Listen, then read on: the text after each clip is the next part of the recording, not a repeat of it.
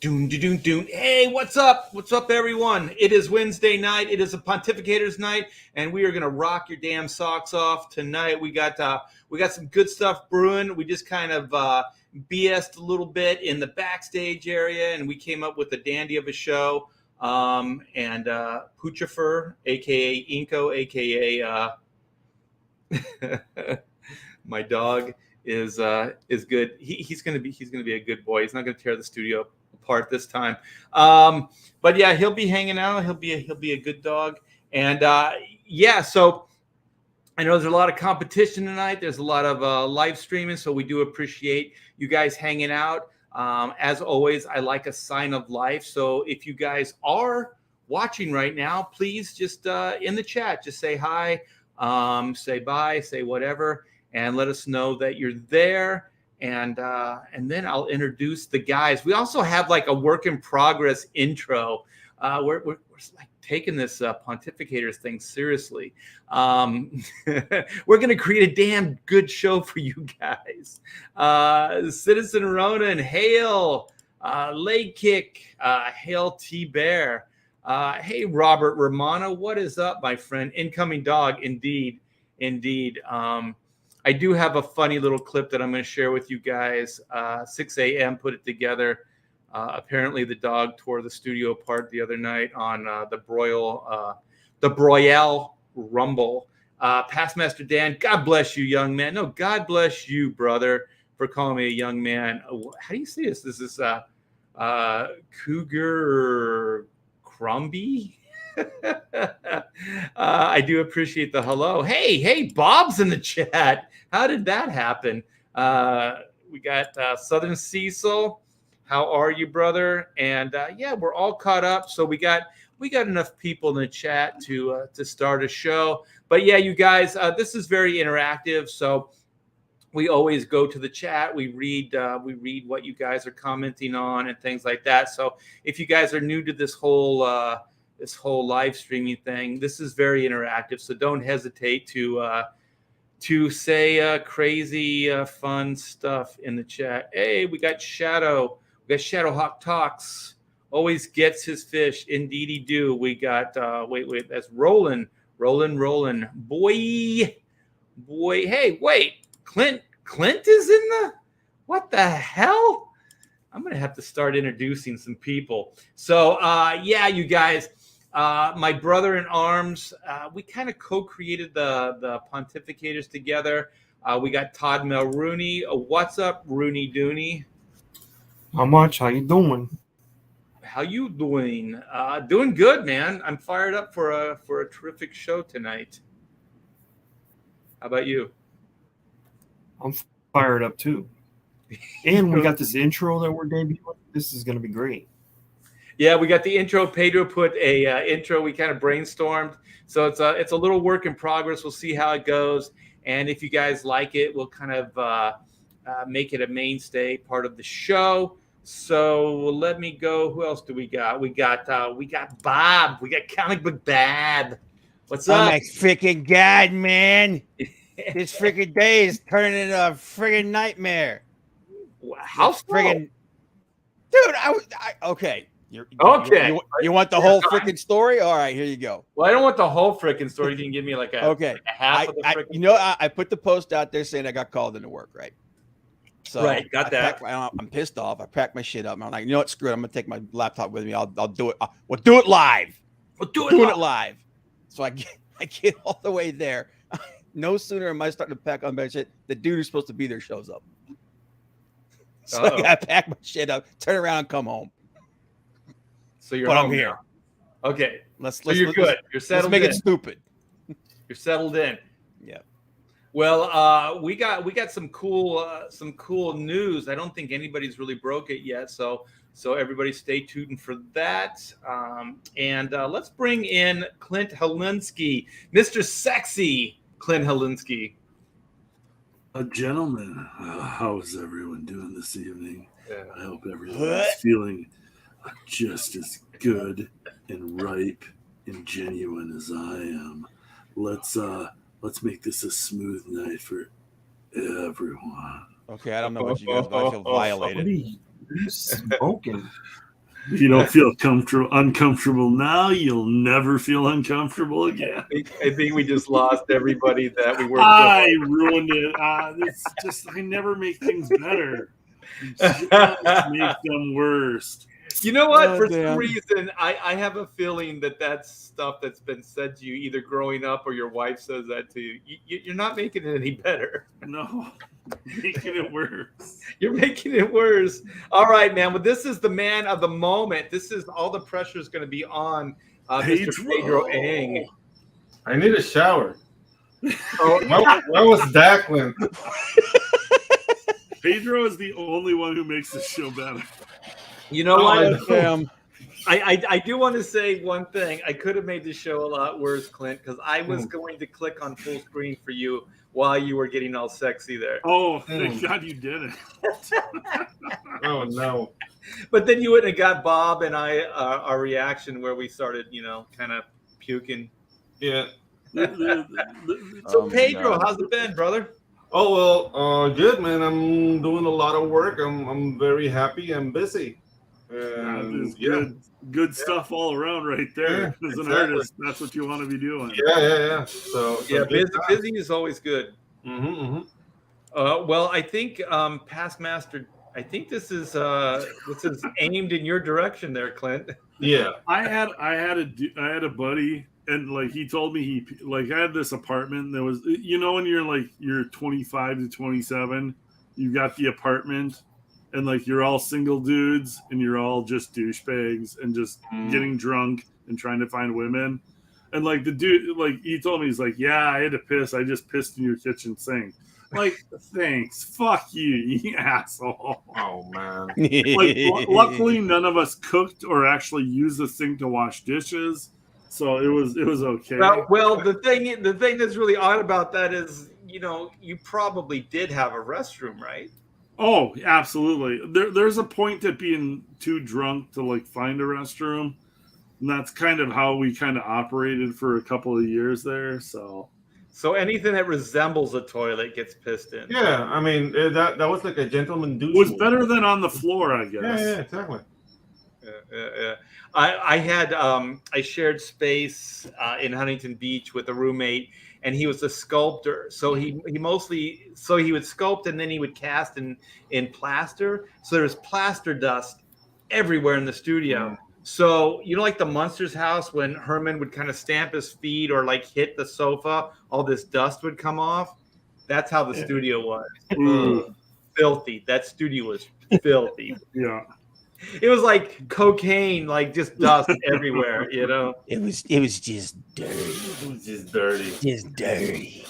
Everybody Goddamn, like we loved everybody in their early 20s lived in that like crappy place where it was like your first place. You're not living at home anymore, but you don't have any money.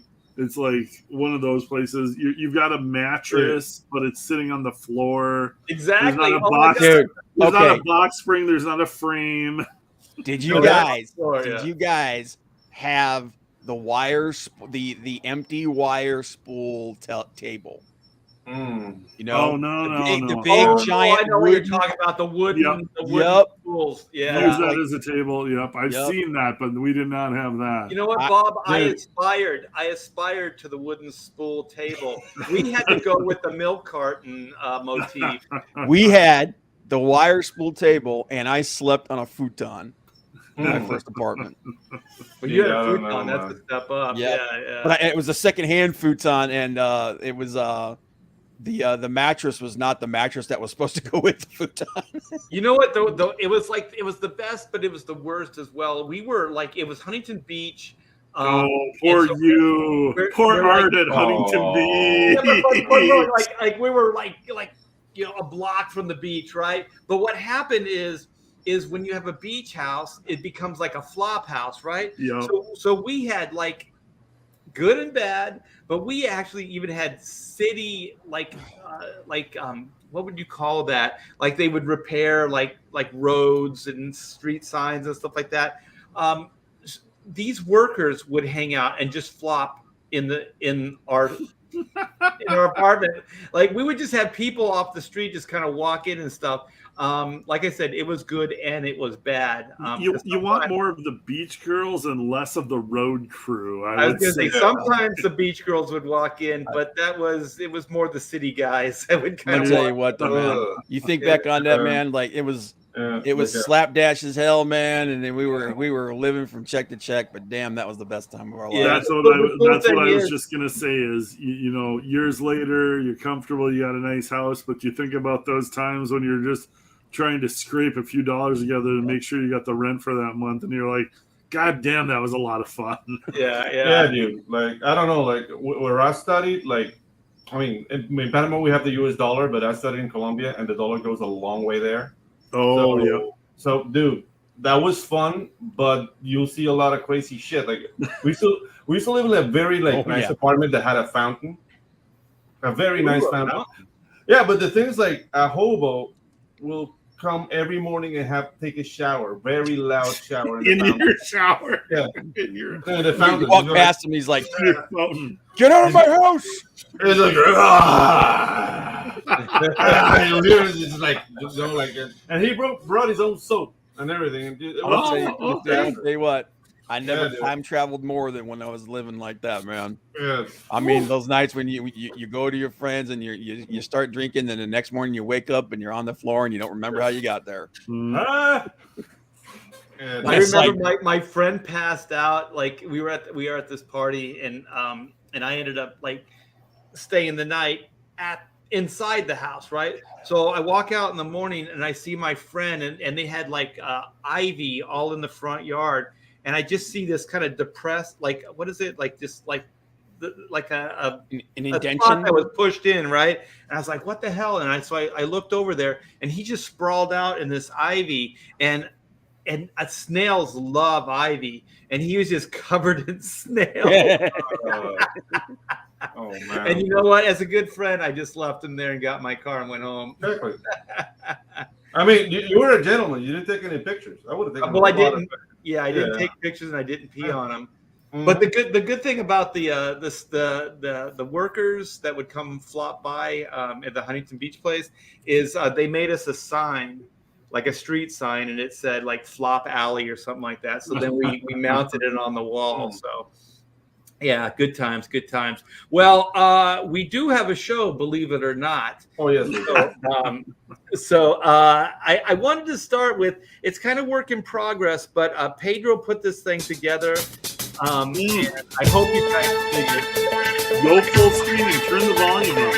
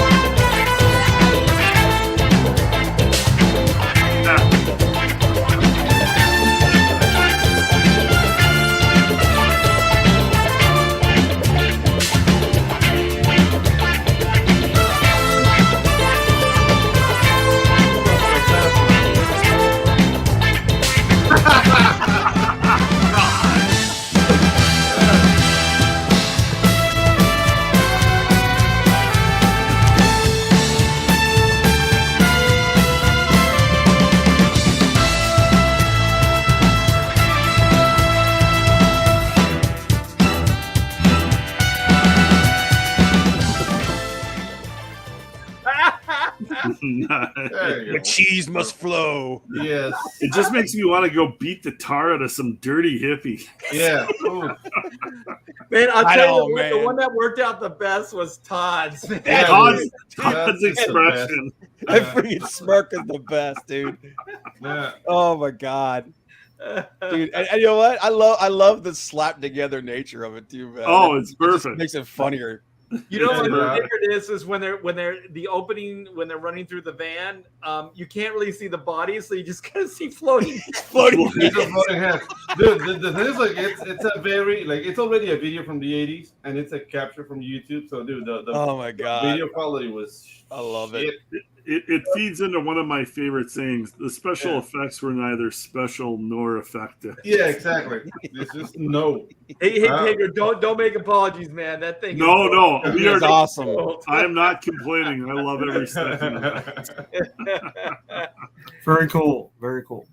I had fun the whole 15 minutes I made that. I still think that every year we should do a new one, and then one of them's got to. Dude, I'm ready to do one every month. Yeah.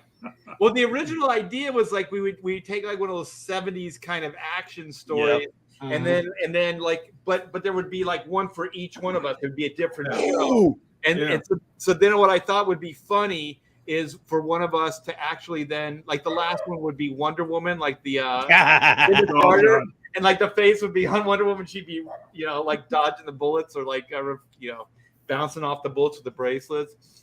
Oh my god, dude! I just thought about the next one, Barney Miller. Oh, Barney Miller has one. I get to be the Asian dude. Nice. Well, Barney Miller's got one of the best like theme songs. Yup. Oh yeah. Oh, dude, we gotta do that. We gotta do Starsky and Hutch. Yeah, Beretta. Magnum PI.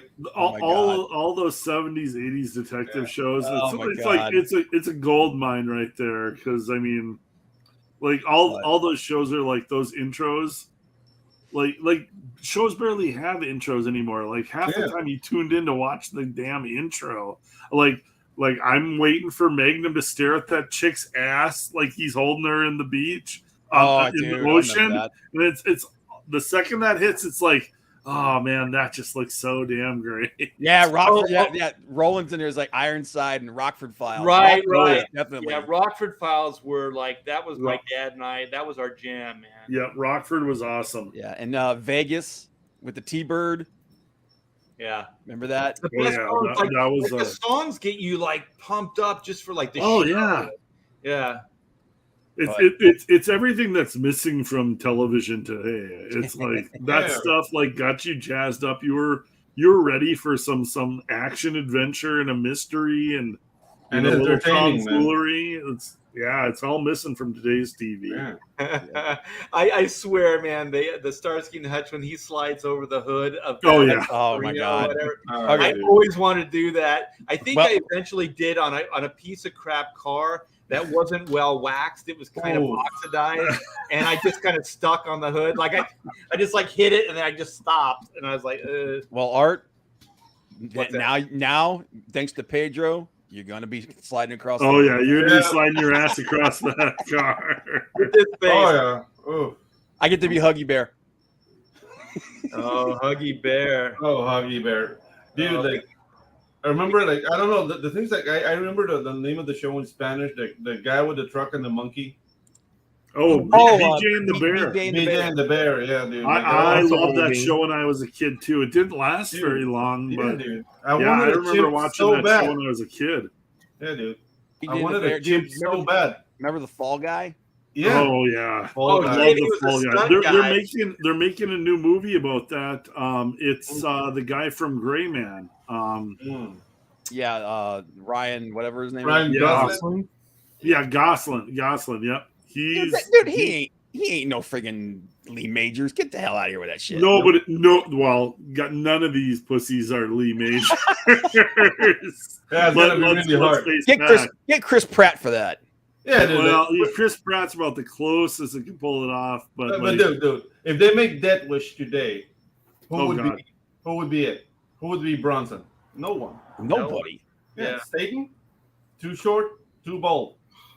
Did you say Staten? Like, what's his name? Jason Staten.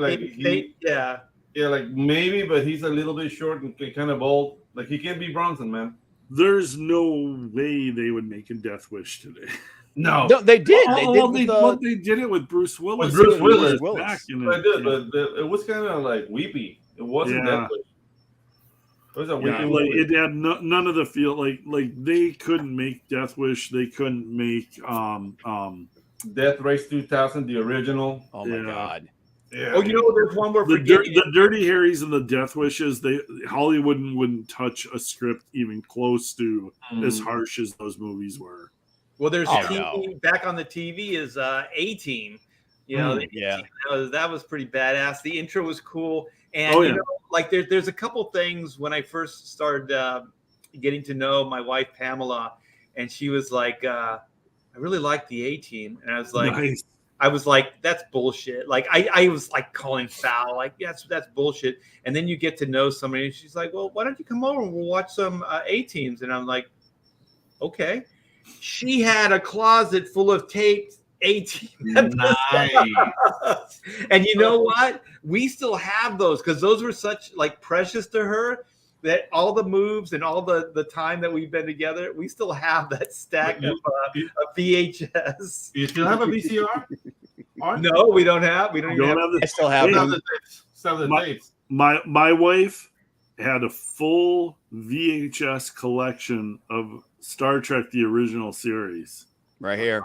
And she had all of them. And we still have them sitting in our bookshelf. We don't have a VCR anymore. Dude, I have Star Trek streaming, but I'm like, I have gold right there. I have VHS collections. I have like all the old Disney movies. I have the original Star Trek. Yeah. I have Battlestar Galactica. Nice. I have the $6 Million Man. Oh shit, man! That was actually the set I got was the $6 Million Man and the Bionic Woman together.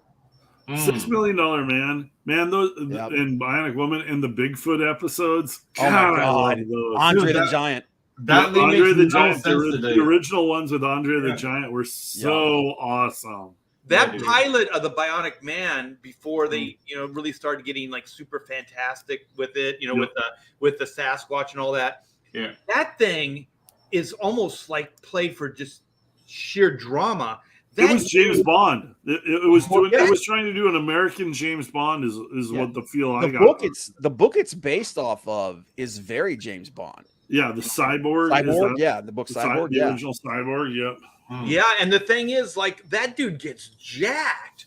He loses his arms. He loses both his legs. He loses his arm. He loses his eye and his ear. But how much can you do today with $6 million? Yeah, that's the thing. Like today, that's one leg. The $6 million is the guy with a bad knee. I'd still take it, Pedro. Yeah, no, I'll take the $6 million, but I would. Well, did you hear that Hollywood was developing a $6 million Man? But with Mark Wahlberg. Yeah, and it was going to be a comedy, so it was literally a $6 million Man. But it's like no one wants to see that shit. Yeah, not like Wahlberg was attached to it for a little while. I think. Oh yeah. Like AV said, I had the original VHS releases of Star Wars where Han shot first. Yeah. Oh yeah. Keep that, man. That's there are people that doubt that. They're going to say there's no way that ever. There's collectors that'll pay through the nose for that stuff. Yeah, and this is the not special issues edition. So. Oh yeah. But. All right, what are we talking about, guys? All right, well, I have this, and this should be fun. Rob Liefeld posted this. I shared it, and the main reason I shared it is because 7 of these 10 I worked with. So of course. Yeah, and actually there's one in here that I want to get like you and the chat's feedback and see if it actually I can claim them as working with the talent as well. So this is Marvel's top 10 most influential modern artists. It says modern artists. Some of the greatest artists of all time worked at Marvel. Many of these artists have had a massive influence changing the company forever. Okay, keep in mind, I'm not sure what the criteria here is. Like most influential modern, I don't know what. Okay, for one, you guys, what classifies a modern artist? Like, would Jack Kirby still be a modern artist? In my mind, no, but he's still one of the most influential comic book artists of all time. Okay, so then let's go. Let's figure out the category ourselves, and then we can go forward with this. Okay, so modern artists would date back how far, you guys think? 20 years. 20 years. At most. Okay, so that would be 2000s, right? Early 2000s. Okay, well let's move forward here then. Okay, so She-Hulk. We'll get into that too. Okay, number 10. Number 10 is Todd McFarlane, co-creator of Venom, was one of the most iconic Spider-Man artists. Okay, so we agree with this. Okay, and this is a little bit of the controversy okay, so I never did comic book work with Todd McFarlane, but I did do some of the packaging design for the toys, the first launch of the toys. So I did ink Todd McFarlane on some of the packaging. So does that count as working with Todd? Yeah. Well, yeah. If he's working with him, I would say that, maybe put that caveat on there. Yeah. Okay. I would say not comic book work, but you worked with Todd on toy packaging. But yeah. Okay. So then there's 8 of the 10 that I've worked with. Okay. So John Byrne, do we agree with this? Well, John Byrne should be higher. Yeah. Well, he definitely should be higher, but I don't. I would not say. Is this in order or just like mentioning? Yeah, this is starting at 10 down to number 1. So Todd was 10, John Byrne's 9. I'd put John Byrne way higher. Yeah. But also based. Yeah. Oh, you go ahead, Bob. I know you're going to say. I wouldn't say he was modern though. Yeah. I mean, I guess in the grand scheme of humankind. Well, John Byrne is drawn for Marvel or DC in the last 20 years. But if we go back early 2000s, this even says 80s. So I'm not sure what the criteria here is. Yeah, they're too vague. Yeah, because if we're going to go back to 80s, then it seems like a lot of other things could be on the table as well. But let's move forward. There's a lot of controversy here. What is this, CBR? Let me see. Yeah. CBR. Yeah, CBR usually sucks. So yeah, take everything with a grain of salt. So far, I don't have a problem with them being the influential, like they're saying. Yeah. But as far as moderns goes, I mean, Jim still does do some work, but yeah. I mean, he's not. There's no arguing that Jim is influential in. Oh God, yeah. Exactly. Like Jim. The 90s, it was him and Mark, and everybody was aping their style still. Yeah. Yeah, but you can't see any remnants of this style at Marvel anymore. So I don't know really what the criteria is. I would say definitely the 90s were the Jim Lee era, especially at Marvel. I mean, if they're looking for what's influential in modern Marvel comics, I mean, I think you have to get a porta potty, and after a big concert with a lot of drunk fat guys, and then look at the bottom of the porta potty, and that's going to show you what's been influential in modern Marvel comics. But other than that. I would say the Cal art style was more influential. I would say Steven Universe is more influential in modern stuff. Yeah. Well, let's keep going here. Yep.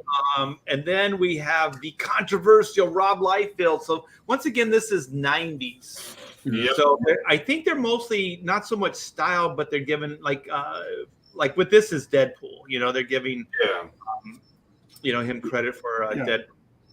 See, and that's the problem is Darren just mentioned in the chat is I would take Jim and Rob off of this and put Art there because he was so influential on both of them. Art Adams? Jim, Art Adams. I can just say, well, I know Art's in the thing, but Art Adams influenced so much of this look and what they were doing. And Jim went on to influence a bunch of other people after the fact, but it's all based off of what Art Adams was doing. Yeah. Well, that's how every generation is, man. Every generation leads into the next. So yeah, I just think it's interesting. I read this article. I don't know what the criteria is. Yeah. How they got this top 10. And then Mike Deodato? What? Yeah, that's kind of out of left field. Other than saying all the South American artists that came after Mike, and they didn't necessarily look like Mike that much, but there was a huge South American influence, and Mike Deodato was probably the first one that kind of broached the big two for all those South American artists. But he is good. I mean, there's Mike no doubt Deodato's, he's a great really artist. good. Yeah. But I don't know if anybody, like in my circles, as long as I've been doing comics, ever went, hey, you know what, Mike Deodato, let's start drawing him. No, yeah. I always thought, and I mean, if you look at the early Wonder Woman stuff, like Deodato was doing his own thing, but he was also kind of mimicking Jim Lee's stuff. Jim. Yeah, exactly. And then, he's another guy that I would say he had his own thing after the fact. I would say like him and Travis were like Jim Lee clones in the beginning, and then they changed. Yeah. Yeah. Well, we're going to get into some of that because there are a lot of names that are not in here. Hubert. So this is Andy. Andy's done a lot of work. I don't know about being influential, but he has done a lot of work. Andy didn't influence anything. Andy just tried to rip off Jim Lee poorly. Yeah. Yeah, and you can see some of the line work here. I think his brother, like Adam, was a little bit more influential.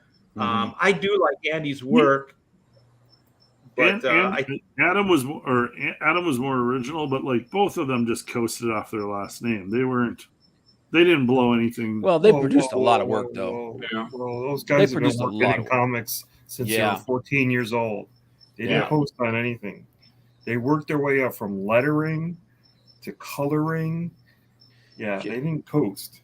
JR. Oh, well, yeah, they did coast because all that was handed to them. Any one of us could have done those They weren't things. even working at DC. They were working at Pacific and First as letterers. No. Yep, and they had all the connections from their dad's last name to get those jobs. They never got anything handed to them, Clint. Hugh, answering a question in the chat, Hugh, Andy draws like his dad now, but in the beginning, he and his brother both were very similar to Jim. But Jim Lee influence. He started like his dad. He went kind of like Jim, and then he went back to being more like his dad. Yeah.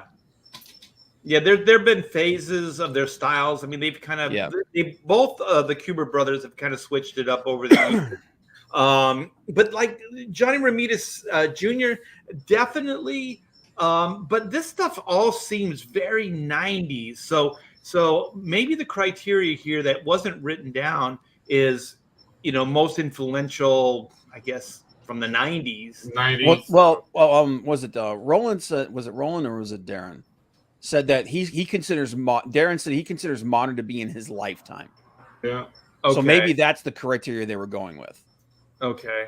I don't know. I think that if we have ages, gold, silver, bronze, maybe do it that way would make more sense. But this is like very arbitrary. Like I don't know.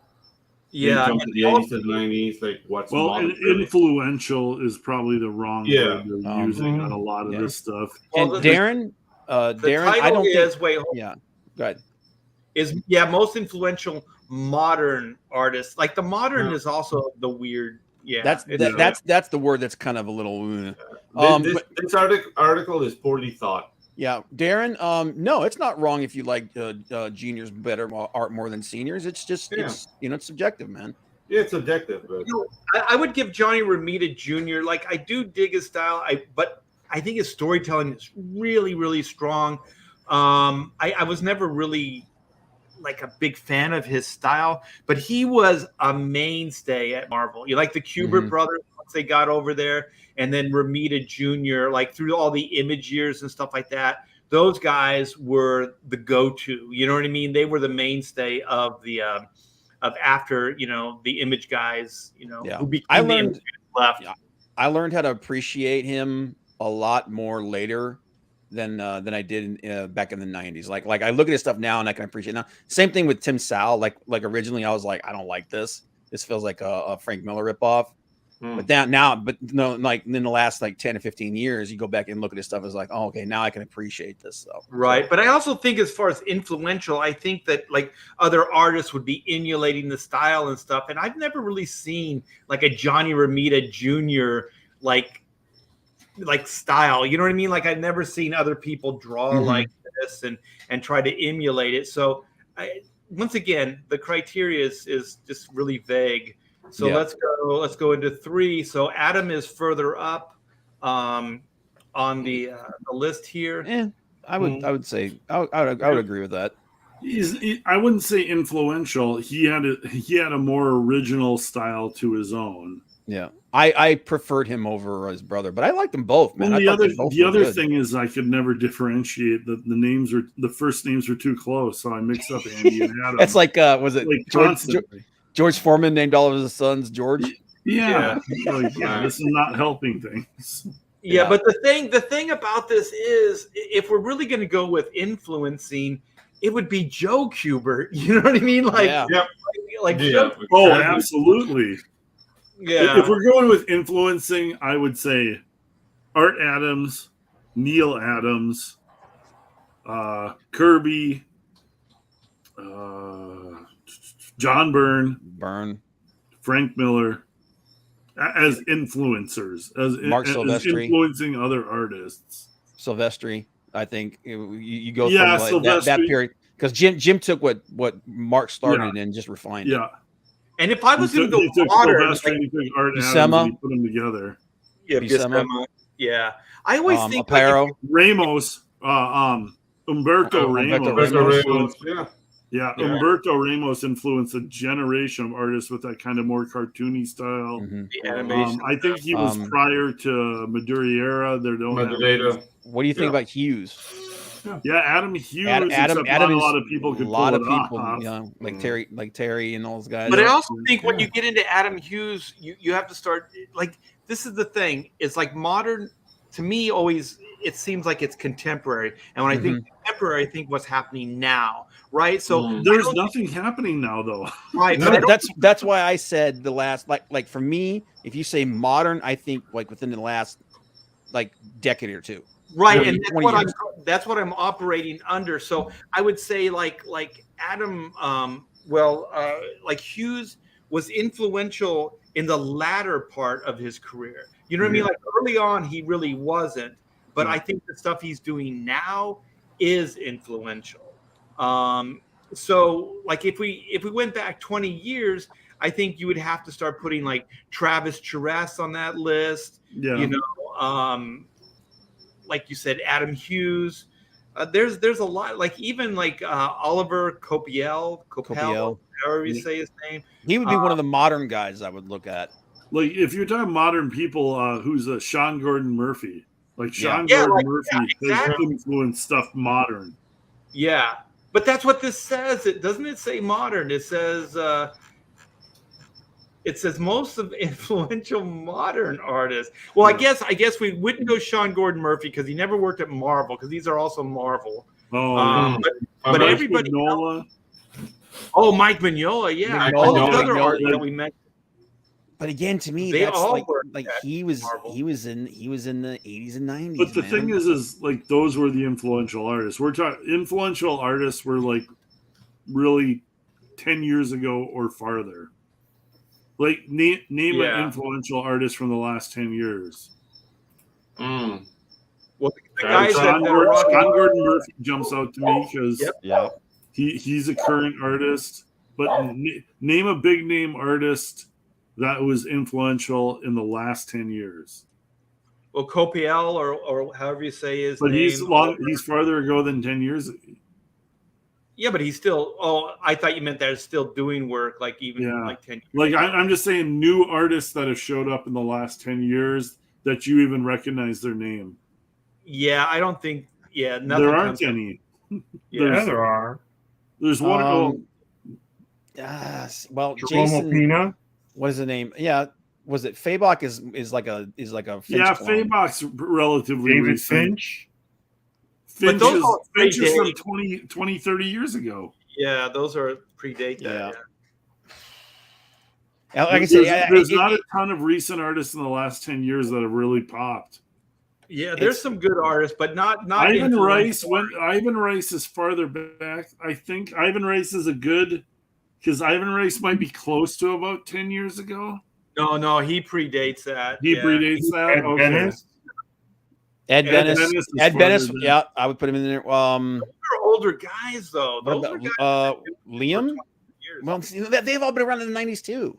Yeah, like Liam and Greg. Liam and Capullo. Like there's not a lot of artists that have popped in the last decade, and I mean that's the kind of scary thing for comics is like where's your new energy? Where are your new innovators?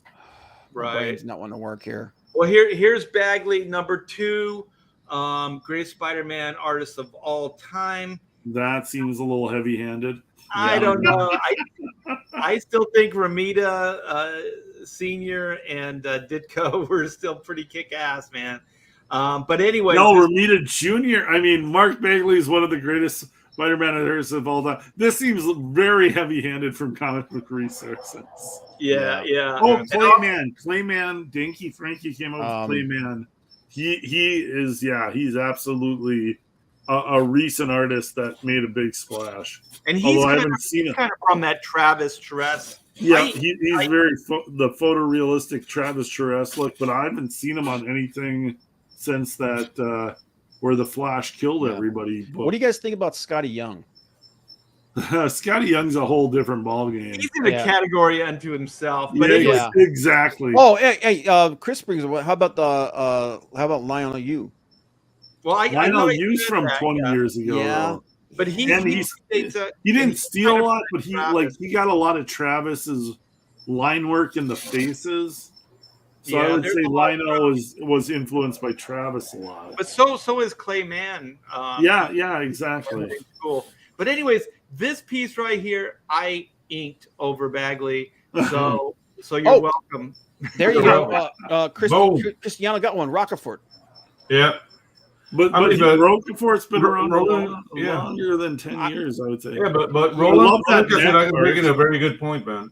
Yeah, I think that's within the last 20 years, though. So yeah, George Perez.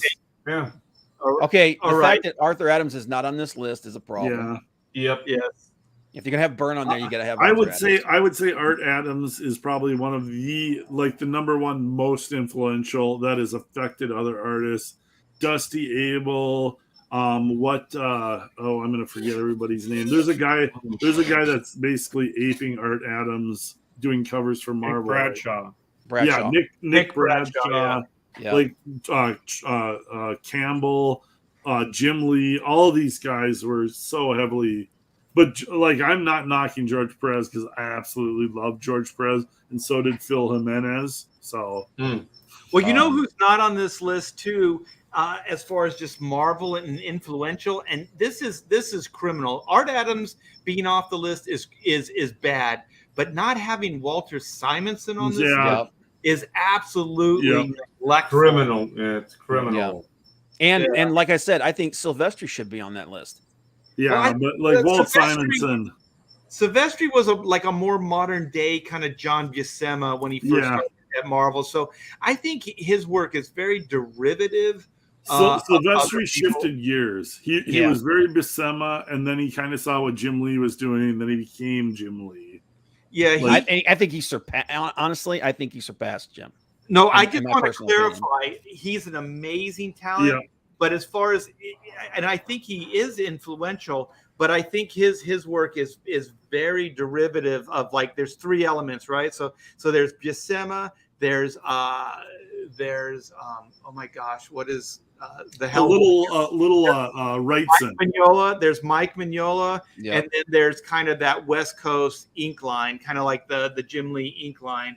Yeah. So it's kind of those three elements, and then you get Mark Silvestri. I don't want to make it sound like I'm taking anything from him. He's brilliant, but as far as influential at Marvel, and you only have 10 slots, I would say Jim Lee, before Silvestri.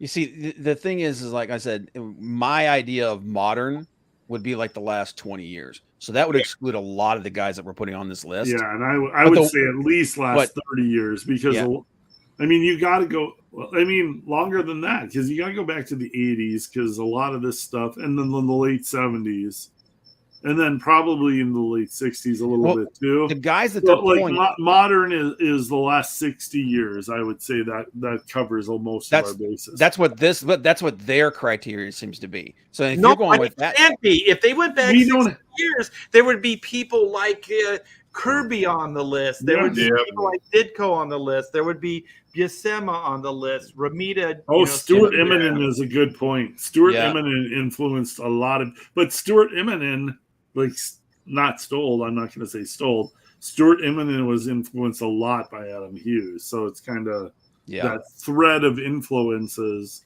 Well, I don't think we have to go by. Hang on. Yeah, let's go back. Let's go back and see. We're just going to do a Pontificators list, and we're going to clarify the top 10. But let's do this first. We're going to go from 1 back to 10, and just yay or nay. We'll do round robin. Okay, should George Perez be on this list? 100%. Yay. Oh yeah, George Perez should be on the list. Absolutely. Okay. Mark Bagley. Nope. I agree. Mark Bagley should not be on the list, even though I made him shine. Nope. Adam Kubert, I don't think should be on the list. Nope. I like his work. I don't think so. Yeah, he's a talented artist, not influential. Yeah, the father should be. Yeah, we have two slots open already. Ramita Jr. Just because of his body of work, man. I mean, that guy is a machine. Yeah, like I said, I appreciate him a lot more today than I did back in the day. I enjoyed both of his styles. I enjoyed his old 80s style, and I enjoyed his later on, like more rugged, boxy style. So I'd be okay with this. Okay, so we'll keep that. So we got 2 slots open still. How about the other Kubert brother? Nope. No. Okay, so that's 3 slots open. So keep that in mind. Diodato, that's 4, right? We agree that for influential. No. Yeah, he's good. These guys are all good. Amazingly talented artists. Yeah, but influential. Well, no, I think something other than good. Yeah, influential is something other than good. It's like a lot of people end up drawing like him. For influential, Rob influenced a whole generation of artists. Yeah. Rob should be there. Yeah, Rob should be there. Yeah, Jim, whether you like him or you hate him, Jim, 100%. Jim should be there. Yeah. Yep. John. Yes. Yep. Yes, definitely. Like Burns the anomaly here because he predates. Like most of these are from the 90s, but he goes back to the 80s. So, but he should definitely be here. Yeah. Yep. And how about McFarlane? Yeah, he influenced a lot of people. Okay, so we got 4 slots. So let's go back in order, and we'll fill these slots with the new Pontificators votes. Okay, so Diodato, who should go here instead of Mike? Art Adams. Yeah, whatever spot is the highest, Art Adams should go. Latino for Latino. I say Humberto Ramos should be there. Humberto Ramos. Oh yeah, Humberto Ramos deserves a spot. I agree. What about? Okay, so Ramos is the new 6. Let's do that. Okay, Ramos is the new 6. Okay, because Art Adams will be on this list, but he's got to be higher up. Yeah. Okay. I agree. So then we have 5. The number 5 slot.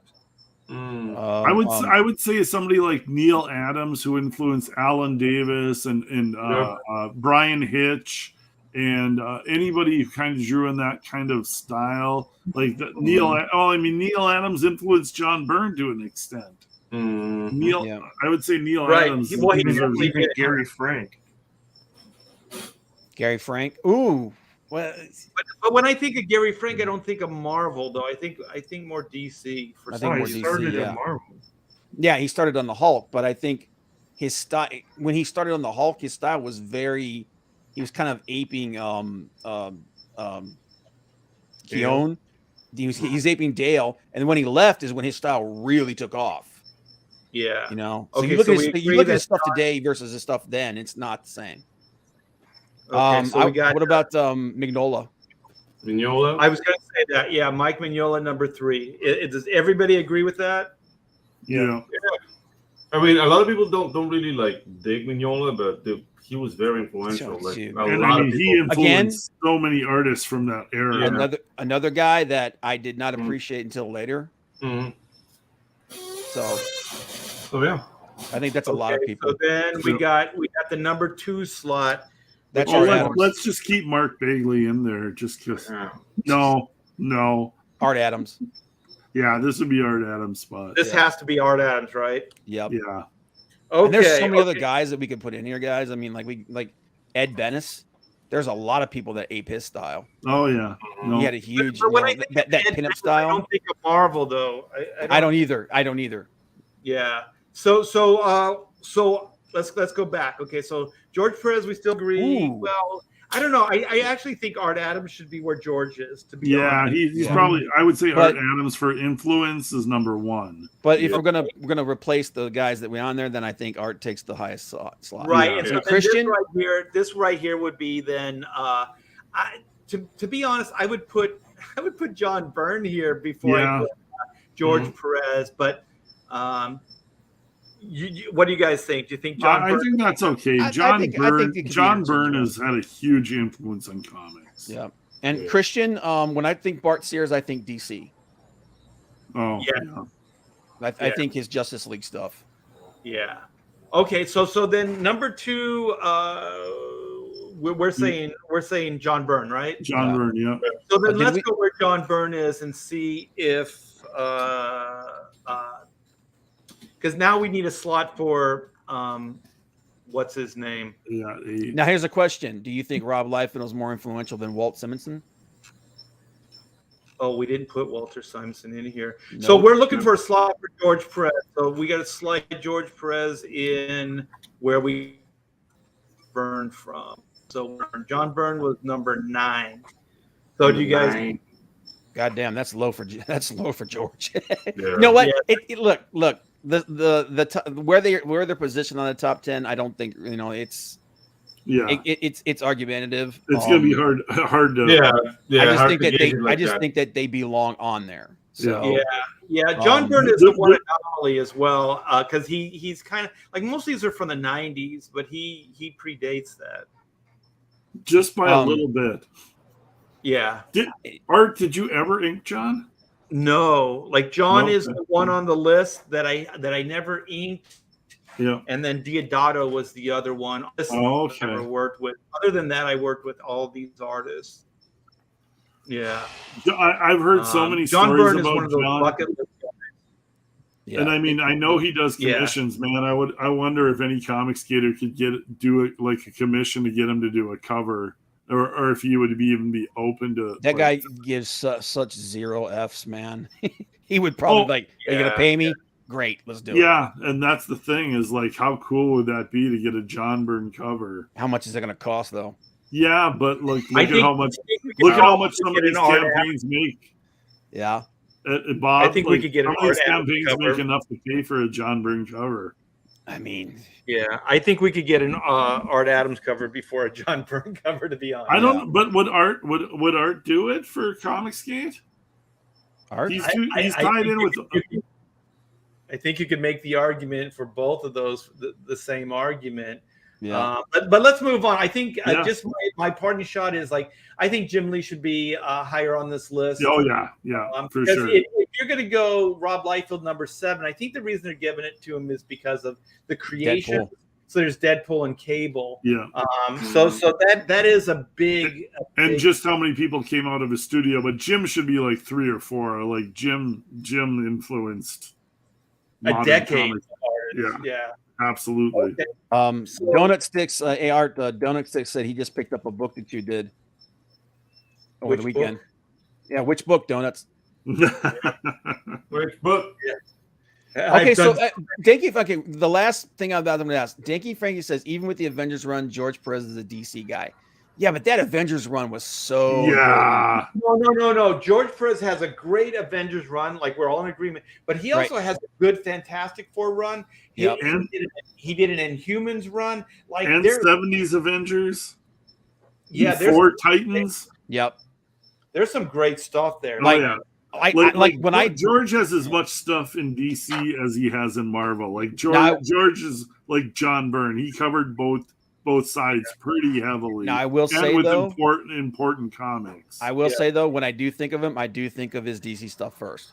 The Titans will always jump up first, but man, those Avengers. Because I was a Titans fan. That's me. I was a big Titans fan. His time on that book is what got me into comics. Well, that's how it becomes subjective, man.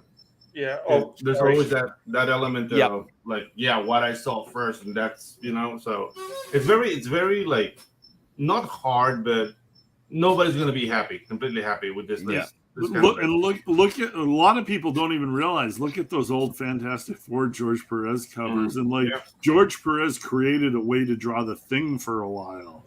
That was how the Thing looked, and it's like people don't even realize that was Perez on those covers. So. Yeah.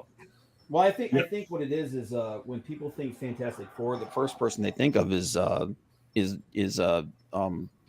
Byrne. Yeah, and I mean, like Byrne, the way Byrne was drawing it and then inked by Sinnott was to make it look like the way George Perez had been drawing it because it was so popular. So it's like, if you want to talk influences, like George Perez created the look, and then Byrne came on as his replacement, and they tried to make it look like Perez. And then John obviously went on to do his own run, and then Terry Austin showed up. And was Austin inking him on, or no? Was it only on X-Men? Oh, and of course, Art's not here to answer these questions. It was only X-Men, I think. Okay, because it was the Superman artist was inking him on Fantastic Four for a while. Jurgens? No, it wasn't Jurgens. It was Ordway. Ordway. Oh, okay. That stuff was fantastic. That John Byrne run and no pun intended. It was so underappreciated. Speaking of Jurgens, the book that he bought from the year's art, it was Adventures of Superman 463. Is Ewan Jurgens. Oh, cool. Nice. I'm trying to find the super chat. How far back was it? Because I was kind of. Oh yeah, there was one. Yeah, it wasn't a super chat. It was a super sticker. It was a super sticker. Okay. It was big Raj. It was for $1.99. What do you do with the so much? sticker? Oh, there it is. Thank you so much, Big Raj, for the $1.99 super sticker. We do appreciate it, my friend. And we all stick it. There's your cover there, man. Ewan Jurgens. Where? Right here. I'm sharing it. Oh shit. Is this the one with the crash, the car crash? No, that thing's depressing. The poor woman's blood and guts all over the tree. I saw that the other day, and I just thought Art inking that poor woman's guts all over the tree. Dude, look at that old school Power Girl down there. That's the good school. Oh yeah, the good school Power Girl. Nice. Old school Power Girl, man. It's not even the boob window. There's no boob window. Yeah. That's the Bart Sears one, isn't it? But this isn't you on the cover, is it, Art? This is breeding. Yeah, this is Brett. Like I had to earn my. Oh, that's BS.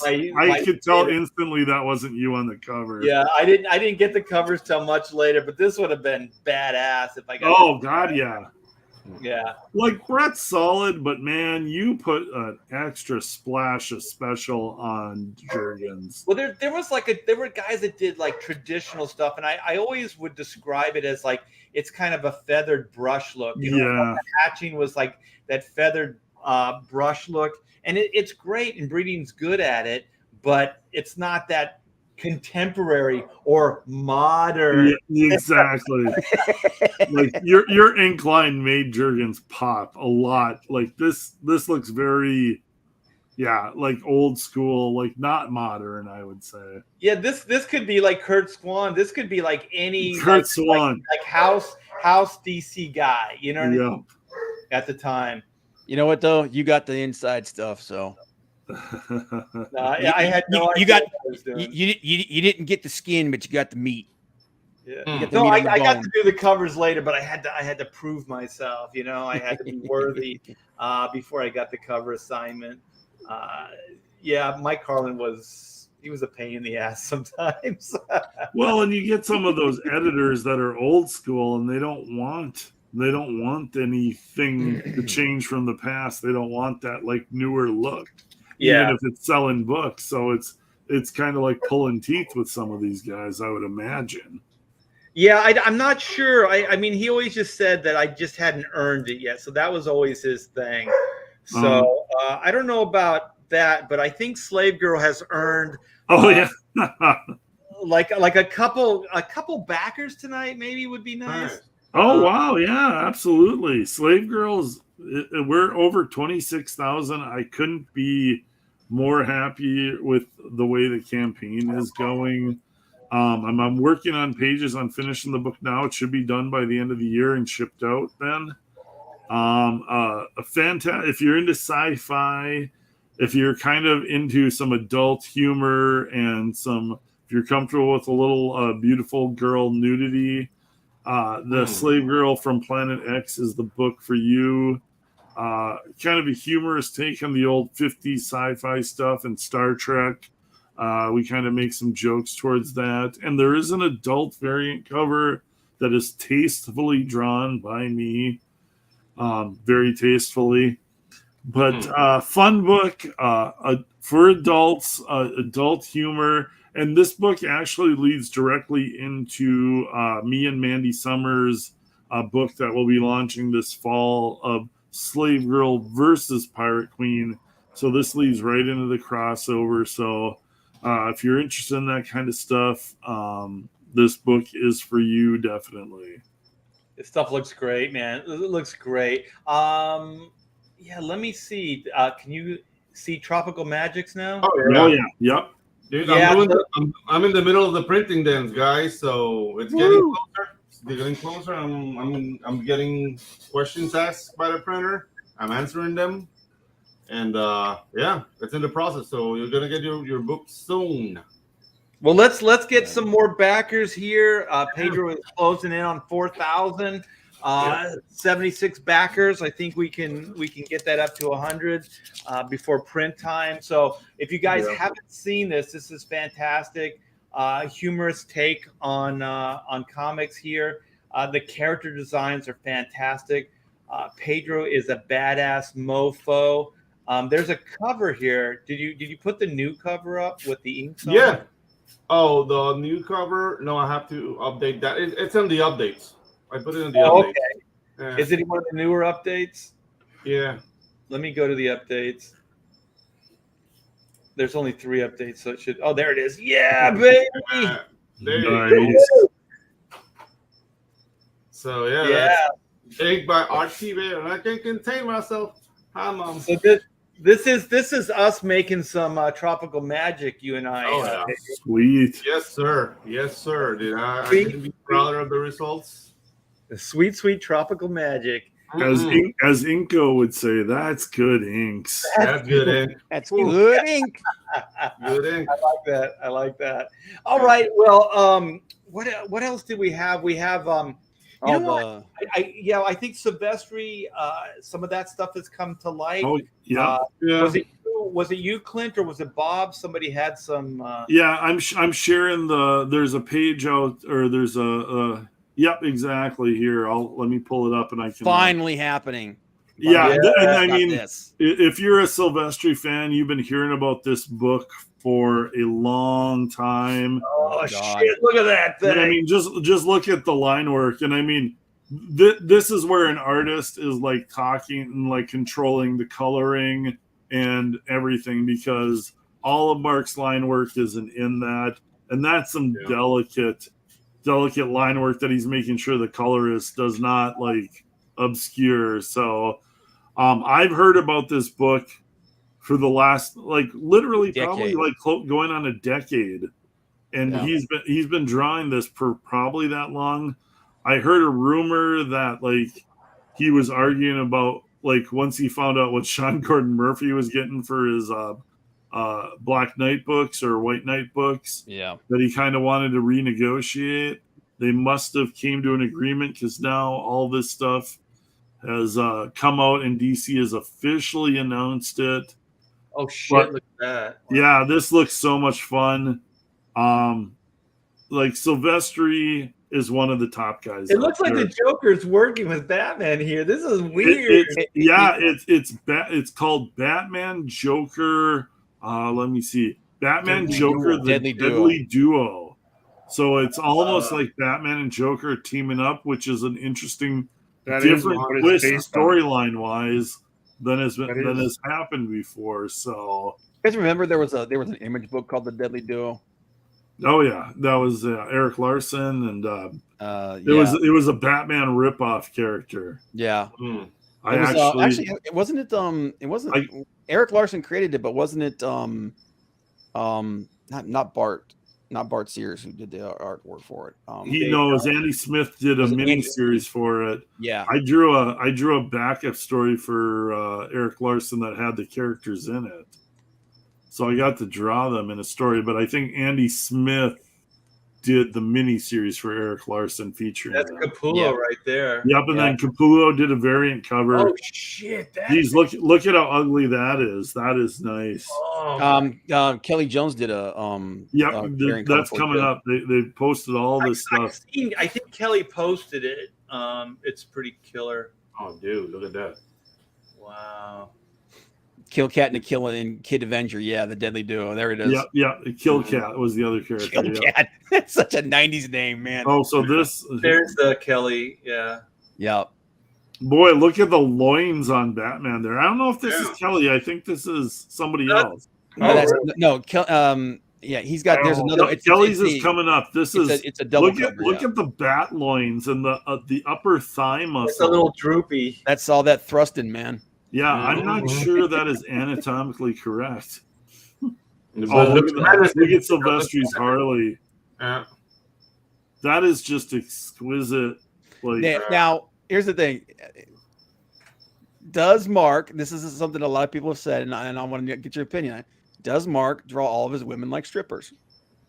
Who cares? Yeah, that's a good point. You're saying like it's a bad thing, yeah. I'm asking like that. There's. I don't know if you guys can tell, but this Kelly Jones's cover. Yeah, there's the Kelly Jones. Yeah, dude, that cape work. That's awesome. And the Kelly Jones Joker cover. It looks like it connects. Is it like a wraparound? I'm betting. I think it's a wraparound cover. I'm betting it's a wraparound that they can switch. Oh, this has got to be Kevin Nolan. Kevin Nolan. Oh my gosh! Wait. Yeah, that's gorgeous. Look at the detail. Yeah, zoom in a little bit. That's Yannick Paquette. Oh yeah. It's Yannick Paquette. You're right. Yeah, because he draws like Kevin. Yeah, Nolan. Talk about influences, Kevin Nolan. But yeah, Yannick. These are almost like swipes. Look at that. That's like right on. Yeah, but I also love what Yannick Paquette does. He does what he does. He might be influenced, but that's a really great artist. Man, this is a dude. Yeah, like you can look at him because there's a lot of Adam Hughes in Yannick Paquette too. Yeah, there's some Mike Mignola in there, man. Yeah. He takes from some really good artists and makes it his own. Oh, geez, what is this? No.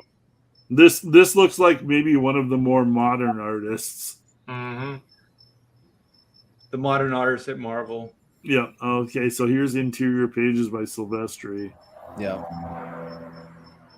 God, that's nice. Wow. They've got to do a black and white version of this, I would think. Oh my God, I would friggin' take my money.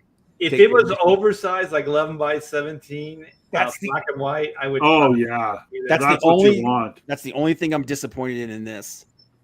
And this is the Cyberforce collection, the volume 1. If this was oversized, I'd have paid an extra $100. Look at this, just this thin panel of the alleyway. Oh, like there's just so much in there that just is like, yes, that's also good. Past Mr. Dan, how long did it take him? Depends on who you ask, but he's been supposedly working on this thing for almost a decade. Yeah, and I mean, I believe it because he's not. I don't think he's doing it for the money anymore. He's doing it to make something awesome. Yeah. Dude, look at that Batmobile, man. God dang, that Batmobile looks badass. All the architecture just looks. That building is completely impractical, but it looks so freaking awesome. The engineer is like, "What do you want me to build here?" It wouldn't stand the test of reality, but this is when artists look at this. Like look art at this. Hang on. Hello, Clint. Hello, Clint. This is when artists would put like art direction in the pages. It wouldn't just be like, oh, it's New York City. No, that's Gotham City. You know what I mean? Like this is by design. It's so much more than just like it's just New York City. This is Gotham City. It's Mark Silvestri's take on Gotham City. This is bad. Yeah, this is awesome, dude. When I'm zooming, I don't hear everything. Oh, sorry. No. Don't worry, man. I'll pull you back in. Yep. Just yell my name and tell me to shut up. The thing is, we're all very excited. Yeah. I'm loving this, dude. Well, realistically, this will get me out to the comic shop to buy a comic in first time in a long time. Yeah, with how this looks. Like, this is what comics should be. This is dope. God, this is dope. Everything in this thing is, there's energy in all of it. Look at these scenes. Look at him looking over Batman here. Oh, this is gorgeous. Dang, man. Perhaps we should team up. Never. Teaming up with you would be a joke. Oh, wow. That's a nice tease. That looks excellent. Oh, my God. Energy, man. Hey, when's this supposed to come out, Clint? Let me see.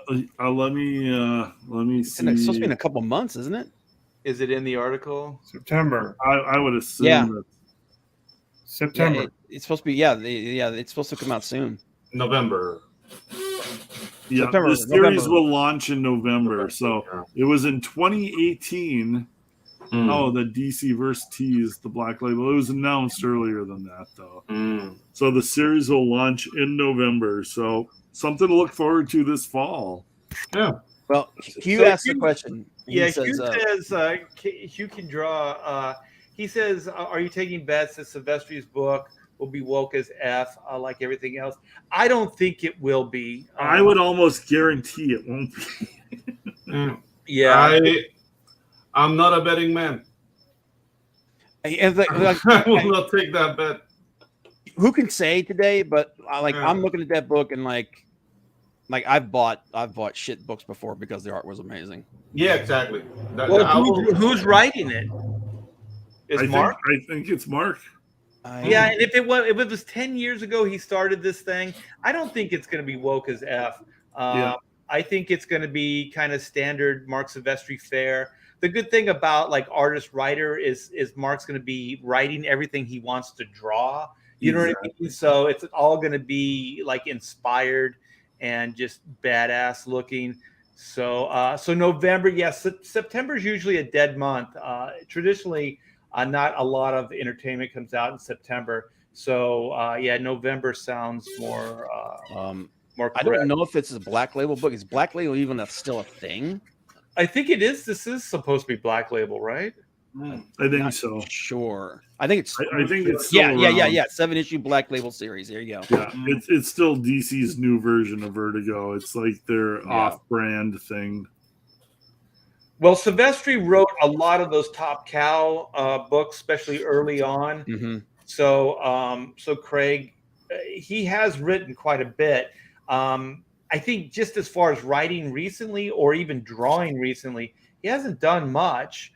But you know what? The thing is, Silvestri is an interesting guy. He kind of gets lumped in with like me and like Jim Lee, like that, like Will Preshow, Rob Liefeld, Todd McFarlane, that 90s time. But he actually predates most. Predates it, yeah.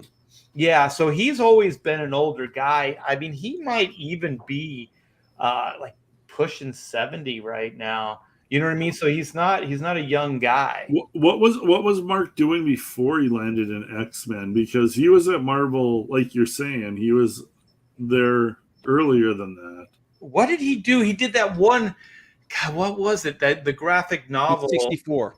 What's that? He's 64. 60. He did a Conan graphic novel. Yep. Yeah, there was a Conan graphic novel, but there was what it wasn't God Loves Man Kills, but it was one of those like magazine kind of. He was on I'm looking it up here right now. He was on Master of Kung Fu. And this is probably his Buscema influence phase. What I would say was his earlier before he got an X-Men. Exactly. Yeah, you can really see it. Yeah, you can really see it. Yeah. He did Conan. For all the artists out there that get ripped on by being influenced, like all of these artists that you think of as great, they were all influenced by somebody else that they really enjoyed too. Like the whole like looking down at somebody because they're influenced by another artist. I always kind of like, it's like you look at John Byrne, you look at Frank Miller. They were influenced by guys, and these guys are the masters of their craft. So that happens a lot with artists. Yeah. God, the cover is so iconic. I can't remember what the title was. He got his earliest stuff was King Conan. Okay. Where's it at? Marvel graphic novel Revenge of the Living Monolith. That's it. Revenge of the Living Monolith. Yeah, where he's like, it's like a down or something, right? Yeah. That's very Buscema. Like that stuff is old school Marvel 60s, 70s artwork. Let me see if I can find it real quick. Oh yeah, pull the cover up. Oh yeah, where he's punching the skyscraper. Yeah. Let me see if I can find a big one of it. That's always the problem when you're trying to grab things. There we go. Open image. Boom, boom, boom, boom, boom, boom. Share screen. Boom, boom, boom. There you go. Bam, bam, bam, bam, bam, bam, bam, Bam, bam, bam. This is it. Yes. Yes, I still remember that. Oh yeah. Bam, bam, bam. Yeah, that looks like it could be John Buscema. Yeah, that's pretty awesome, dude. The friggin' the crowd down here and everything's pretty dope. Oh, and Jeff Isherwood. Isherwood, yeah. That's another old school dude. Did he ink Mark Silvestri on that? I don't know. He was a co-artist. He was a penciler, yeah. Revenge of the Living Monolith. This is like when you were walking through comic book shops in the 80s, you would see this like comic book bagged. And like in the top shelf, it's like, ooh. Yeah, because it was also like it was kind of cardboard, like a stock cover. It was bound and it was graphic novel, so it was more magazine size. And those really stuck out in the day because there wasn't a lot. Square-bound comics were like, ooh, this must be special. Yeah, exactly. And you're like, I gotta get this thing. I gotta get it. Oh, that was a treat. Thanks, Bob, and thanks, Clint, for bringing that up. Well, see how we just find topics, but we take one and we like twist it and turn it until we find something good out of it. I'm looking in the chat to see if they got anything in there to talk about, man. Like I said, because guys, this is your show, actually. Yeah. If you got something you want to talk about, drop it in there, man. But Roland says I still take inspiration from Byrne Hogarth. I'll tell you, man. There's Bridgman, there's Hogarth, there's Jack Ham. There's a lot of books that I had since I was a kid, right? And I still go back to those things every once in a while. And the thing is, if there's any aspiring artists out there right now in the chat listening, always go back to those books every like maybe 5 years or so. And what you will find is when you reread those, that there are things that didn't make sense or you thought you understood when you read those 10 years ago. And when you reread those, then all of a sudden, like I remember it was a few years ago, I was rereading the Byrne Hogarth stuff, and it was it wasn't Byrne Hogarth, it was oh my gosh, Bridgman. I think it was Bridgman, and it was like center of like balance. And things like that. And like I didn't really comprehend it in the day, but then when I reread it, I was like, oh my God. And you still see like people that draw like really awkward figures, like they just look like they're kind of like awkwardly posed, or like gravity isn't affecting them properly. Or that chapter is called Balance and Rhythm. Balance and Rhythm, exactly. And that is like when I reread that, I was, oh shit.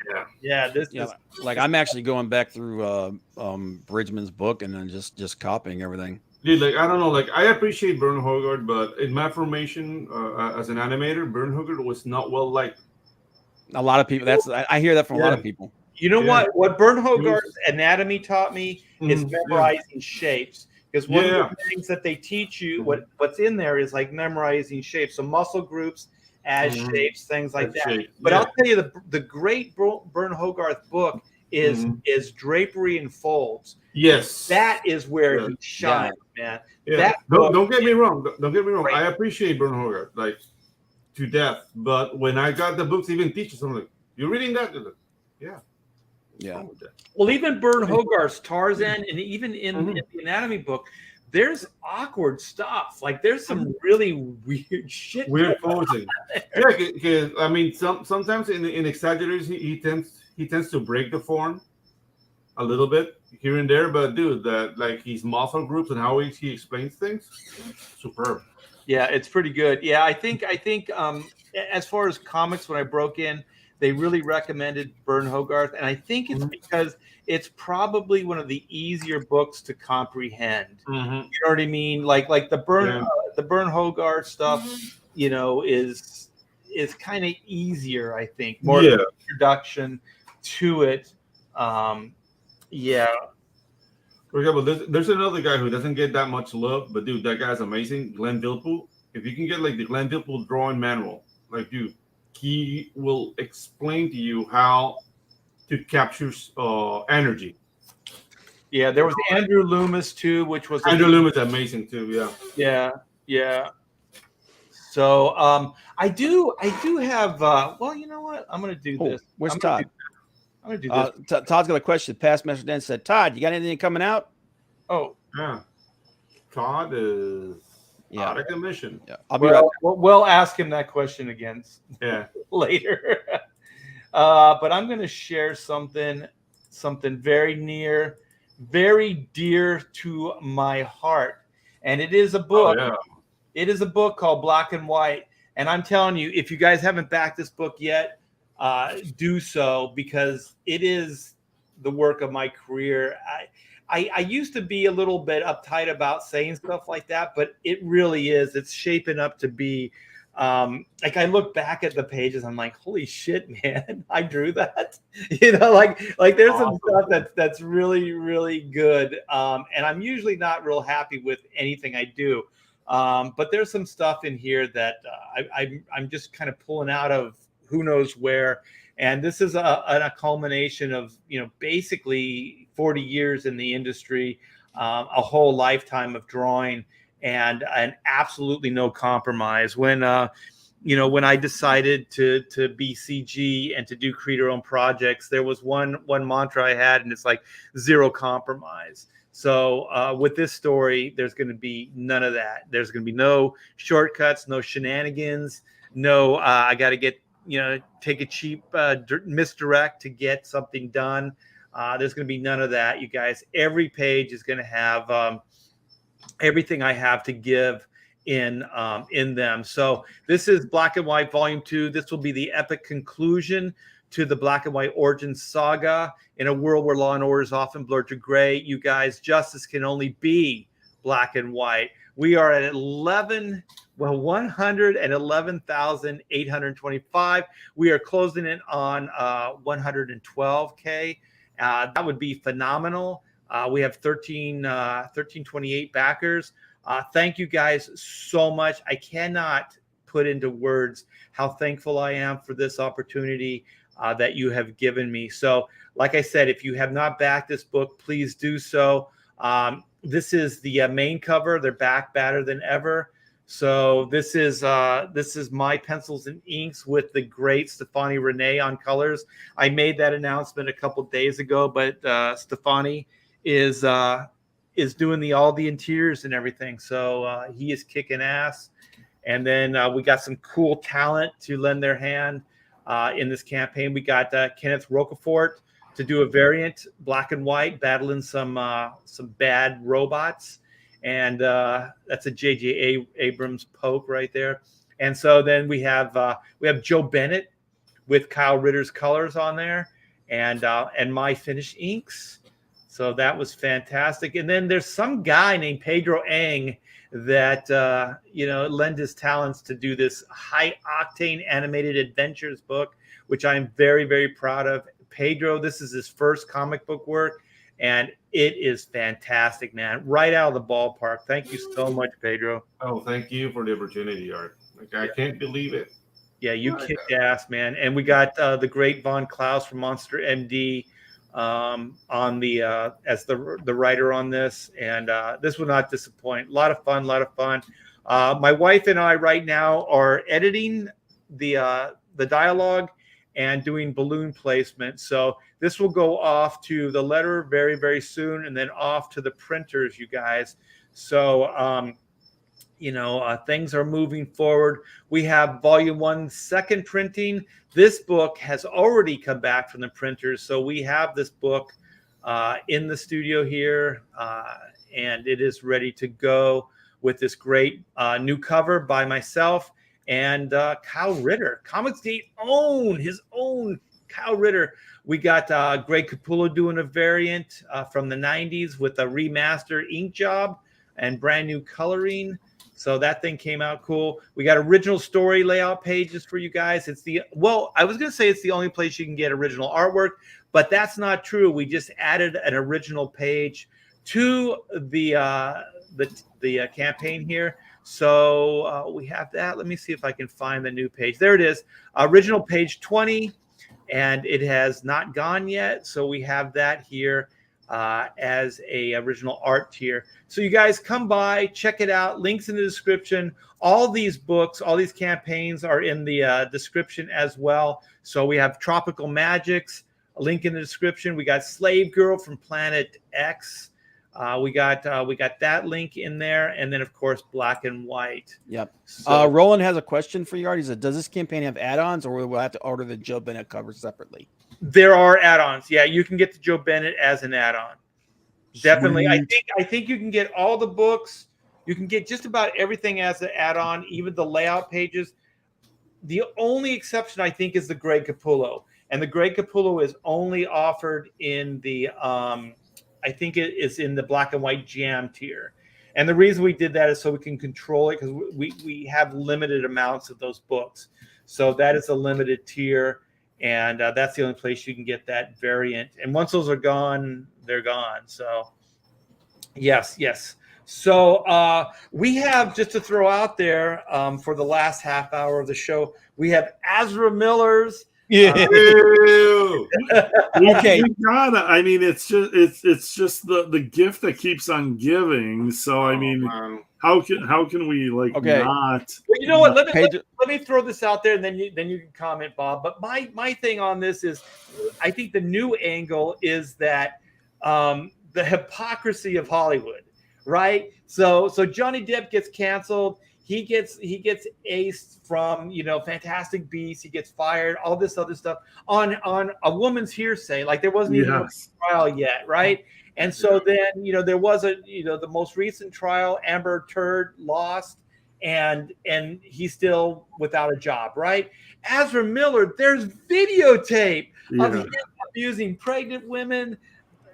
All this crazy shit, right? This guy should be behind. He's actually been charged with something. Right. And he's Teflon, right? Nothing sticks to this guy. So now, if you guys haven't heard, this Flash movie is moving forward with Ezra Miller. Well, there's before we go in, Art does have a super chat there. Yep. And Evil we appreciate super chats. Yes, you know what? I'll take $5 from an evil person, an evil one. I'm not that choosy. Thank you so much, Evil One, for the $5 super chat. You are the best. Don't collect comics anymore, but want some of Art's art after I pay for the other older comic books. Art, I need to send you some comics to sign. Oh, definitely, Evil One. No problem there. So nice. Yeah, we can do that. We can do that. The thing I was gonna say is we should have. I know, Pedro, we're putting a lot of work on you, man. We gotta have one of those breaking news like dun dun dun dun dun. All that. The word like Ezra Watch 2022. Ezra Watch, yeah. All I do is work, Bob. No. I'm changing my video card very, very soon. Dude, during the pandemic, and video cards got really scarce. Like you couldn't even get one. So I'm getting a new one yet. So I'm gonna start doing CGI soon. Nice. So there, I'm gonna make bugs and everything for the show. Don't you worry. Hey, we have to hook up, man. I can break out my old modeling skills that I went to school for and never used. Yeah, Pedro is a brilliant animator. That's what he was doing before comic books. So his animation is top notch. So, well, what do you guys think, Todd? You haven't spoke too much, as always. How do you feel about Ezra Miller not being, basically canceled from the Flash movie? Does he do that thing that he does where he's sort of neutral and androgynous, kind of the Johnny Weir thing, on purpose, so that he doesn't get canceled, so that he can act like a depraved lunatic? That's what a lot of people are saying. I think he does do that so that he can get like a pass. So he can be a predator and get away with it. Yeah. Here's the thing. That's a good take. I agree. There's a report coming. It makes sense. There's a report coming out that the board might go over top of Zaslav's head. Yeah, and they want them to they want him to shelve the movie completely. This movie must be decent. That he hasn't just axed it. I think the reason my theory, and this is just like I have no knowledge. My theory is this movie is good, and that it resets. Yeah, it's a soft the reboot. DC universe to where Zaslav wants it to be, so they can take off other movies from there, and then they can just get rid of Ezra Miller after the fact. And I think that's the only reason they'd be holding on to it. I think I agree completely. Yeah. I think the movie is great. I don't think it's just good. I think the movie's great, and I think like you said, Clint, it takes care of a lot of things. So they're able to reboot, but also they think the movie's going to get great buzz. It's going to resonate, and they're going to get good word of mouth, and they're going to make some money off of it. And they're just hoping that this Ezra Miller stuff will go away. But I mean, Ezra Miller at this point is on his apology tour, right? Like he's like, I'm so sorry, I'm getting help now. Oh, don't crucify me. I think that's what I think that's what they're trying to do, and I think that's what they're hoping for. I don't think it's going to work. I think if they release this movie with the things being the way they are, it's going to tank. It'll do really good the first weekend because everybody wants to see the car crash. Right. But it's not going to have that repeat business and everything. And there's going to be people that are boycotting it specifically because he's still in it and because they're pissed off at them for not reshooting it or shelving it. Yeah, there's a part of me that wants that to happen because I'm really sick of a lot of these people getting a pass, right? Yeah. They got the right politics. They do the right thing. And so then somehow they slip through the cracks. This guy's a predator. Yeah. This is horrible. I don't know if they've even found that woman and her kids yet. You know what I mean? Like there's still unanswered shit, and then we're supposed to forgive this guy. You know what I mean? Like I don't think we should give him the pass. I don't think we should forgive him that easy. But at the same time, I kind of want to see the damn movie. Oh yeah, I want to see the movie. Hey, $5 super chat from Susan Dolan. Just bought the $60. Just bought the $60 Tropical Magics. When does it ship? Since the Indiegogo site said July 2022, or was that? Life got underway, Susan. Basically, Panama exploded in almost 15 days, and we started the printing process. But dude, I'm keeping updates on everything. Everything is rolling right now. I was aiming for July, but dude, life gets in the way. Yes. So it sure does. Thank you so much, Susan. You won't be disappointed. Yeah. The book is on its way. I'm in the middle of printing it. So yeah.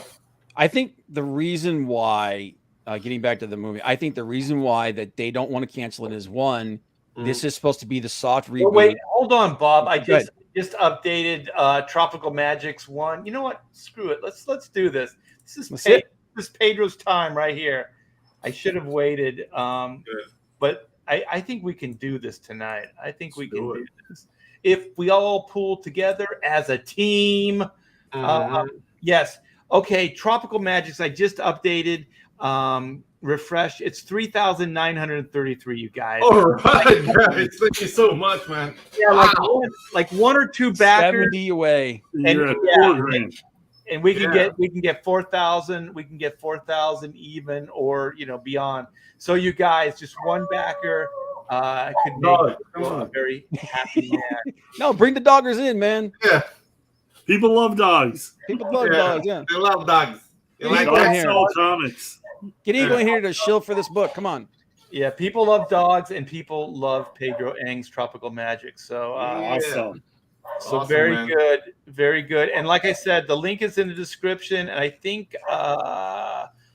Eric Huffles just put in the Tropical Magic link, so you guys can click on that. We're one back away from making history.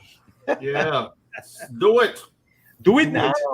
Do it. You Do it can now. do it. Okay, so we're kind of like on the fence with Azra. We kind of want him to pay the price. Oh, but I'm not on the we fence. want to see the movie. It's like, can we have the best of both worlds, where like the criminal justice system just slams Ezra, but we still get to watch the movie and enjoy the soft reboot, and then like get Cavill and Batfleck back? I don't think that's too much to ask for. I think the reason why they don't want to shelf this movie is not just because it's good, they think it's good, and I think it's because there's so much connective tissue to where they want to go after this, because Aquaman's in the movie, Supergirl. The whole reason why they haven't canceled the Supergirl movie is because she's in the Flash movie. Yeah. So there's all that connective tissue in there for where they want to take this thing. They don't want to. They don't want to throw it away, but at the same time, they also don't want to spend another $100 million to reshoot it, all these parts. They want to be budget. They want to be budget wise. They think they've got the restart that they need. If it's, also because once bit twice shy, they put a bunch of money in that Justice League movie to make that work, like the $100 million, however much money it was, and it didn't pay off for them. So I think it would be really hard to, green light getting Azra out of that. Face and get another actor in there. I think you have to. I think you have to reshoot his part. I mean, you got to Back to Future this movie, man. You got to keep the scenes with him that you can, where it's for him from behind or something like that, or from a distance. But you got to reshoot his stuff, man, because if you don't, this movie, it's going to be DOA. They've got all the technical stuff and the money. It's like there's a reason why they haven't done it. He has weird body movements, man. It's not, and it's they're gonna know it's him. Yeah. They've got to bite the bullet. In my mind, they have to bite the bullet. They have to reshoot the scenes. We've got like less than a year to wait. Next summer, like I want my John Wesley ship. I liked the old Flash show, dude. Hell yeah, John Wesley ship was awesome. Yeah. Just a little aside, like I got to hang out on the set of that all the time. My roommate John Moore was one of the head writers on the show with Howard Chaykin. Yeah, you told us that story about the parking thing. Oh, I haven't heard this. It was good times, man, on the Warner Brothers lot.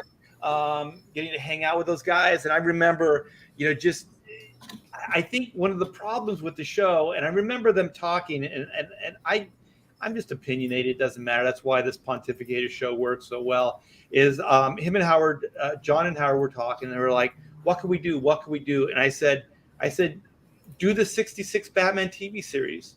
And they're like, "What?" I said, "Stunt cast the villains. The Flash has a great rogues gallery." And then they were like, "Hmm." And so the next thing you know, Mark Hamill is the trickster. You know what I mean? They started doing stuff like that, but I think it was already, it's kind of like, I don't know, Clint, if you've worked on books that were already kind of tanking, and then you get on them, and it doesn't matter what you do. Books, for some reason, books only tanked after I got on them, Mark. Yeah, it's still good. It's still going to go down. There's not like a whole lot. And because the momentum is just too much. Once it starts going, there's nothing you can do. Did they let you anywhere near that hot British side co-star chick?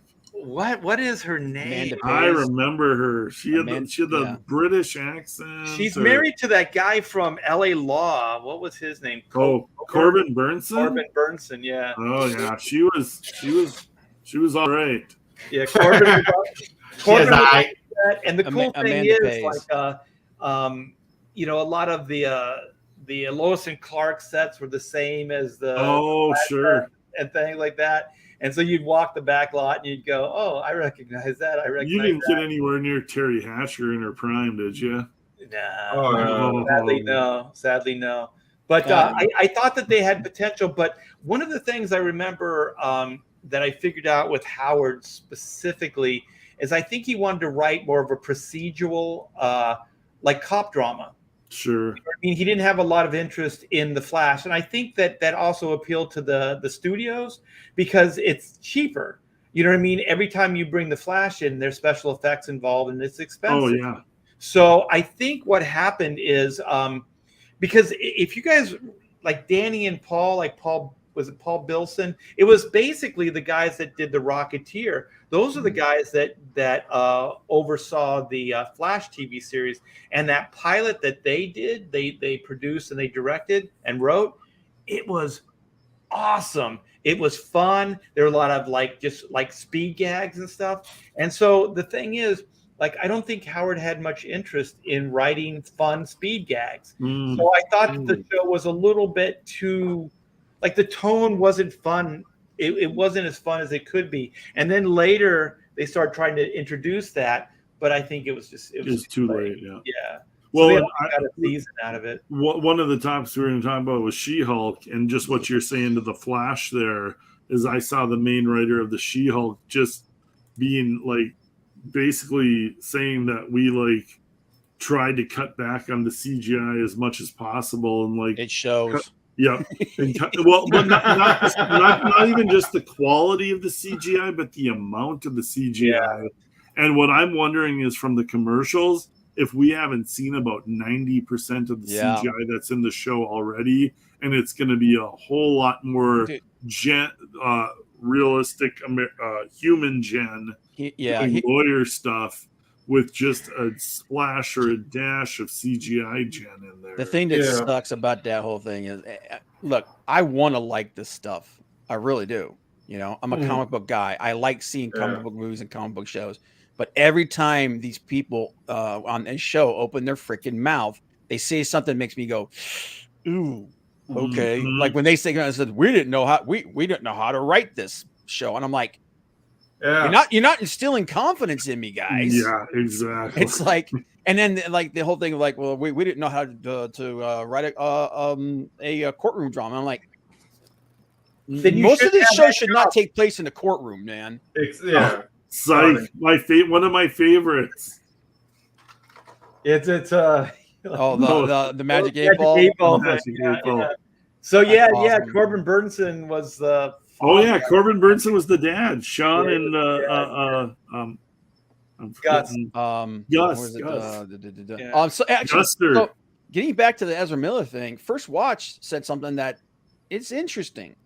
He said they should donate all the money Ezra makes to all the victims of his crap. Dude, it's still gonna be his face.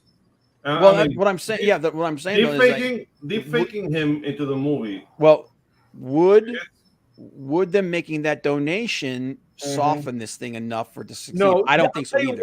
I'll tell you why. Because he still broke the law. Mm-hmm. You know what I mean? Like there's still a price that needs to be paid, and because of his celebrity and because of Warner Bros., I guarantee you, at this point, they are protecting him because they have several hundreds of millions of dollars on the line. That's God. I mean, that Ezra Miller is such an asshole. He put that studio on the line so he could basically groom and be a predator. Like a psychopath. And the things like Warner Bros. Already has the Amber Heard situation to contend with.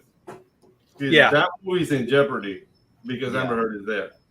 And now they have Ezra Miller. Like, dude, it's just like the icing on the cake, the little like cherry on top. It's just, dude, it's just a clusterfuck.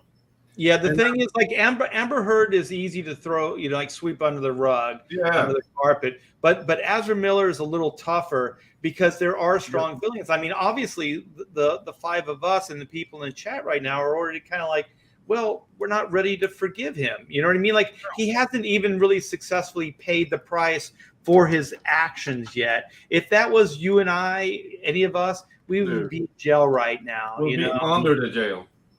Yeah. And so the thing is, like giving money to charity, if it was more like what Johnny Depp did, you know what I mean, where it's almost like a victimless crime, like I mean, Amber Heard wasn't right, and everybody knew that she wasn't.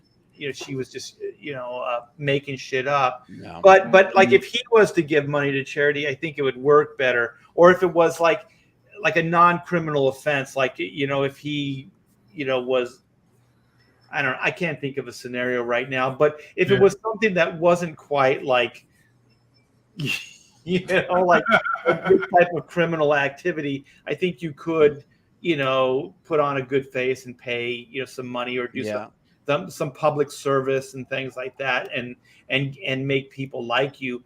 I just don't think that this is one of those cases. Yeah, I think ultimately when it comes right down to it, man, is they got to bite the bullet. They got to reshoot his stuff because this movie's DOA if they don't. And I think you're right. Yeah. There are some things money won't be able to buy, like even how many donations you make. Dude, this guy was grooming kids. Yeah, he choked a pregnant woman. He's been charged with a felony. I mean, and here's the thing. There's another Klein Helinski. There's one in the chat. There's one on the show. I think I think if they bite the bullet and they reshoot this, I think they could build the same kind of goodwill that came out of the Sonic movie. Remember when they put out the Sonic trailer and everybody hated it? I still think that was PR. They set that up. I think you might. I think you're right. The ugly Sonic, and they had the good-looking Sonic all the way. But I think when they did that, when they came back and they said, "When we listen to you guys, we're going to give you what you want," then the fans responded and they made the movie a hit. It worked. And, I think if they do that, still do that with the Flash. Yeah, I think they do that with the Flash. Wait, I have to interrupt the show. Uh-oh. This just in. Hit the refresh button. Oh my God, my loins. Wait a minute. Maybe we don't want to do this then. Are you guys seeing this? Are you guys? Yes. Refresh. Okay, I'm hitting the refresh button and 3933. Somebody have a care for Pedro's loins. 3933. 4033. Oh yeah. That's some tropical magic right in your loins, Pedro. Oh yeah. You know Good what? job. It inspired me for this. Let's watch this video. Okay.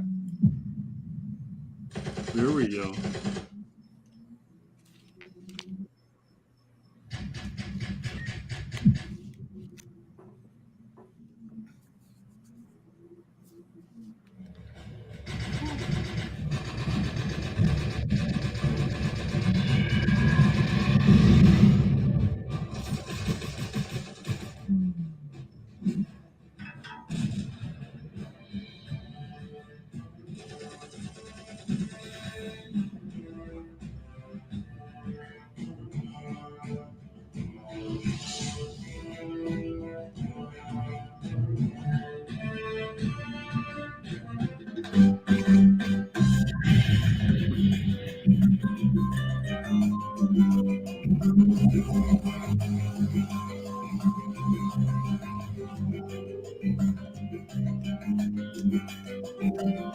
That's a great shot. Look at that. Mm-hmm.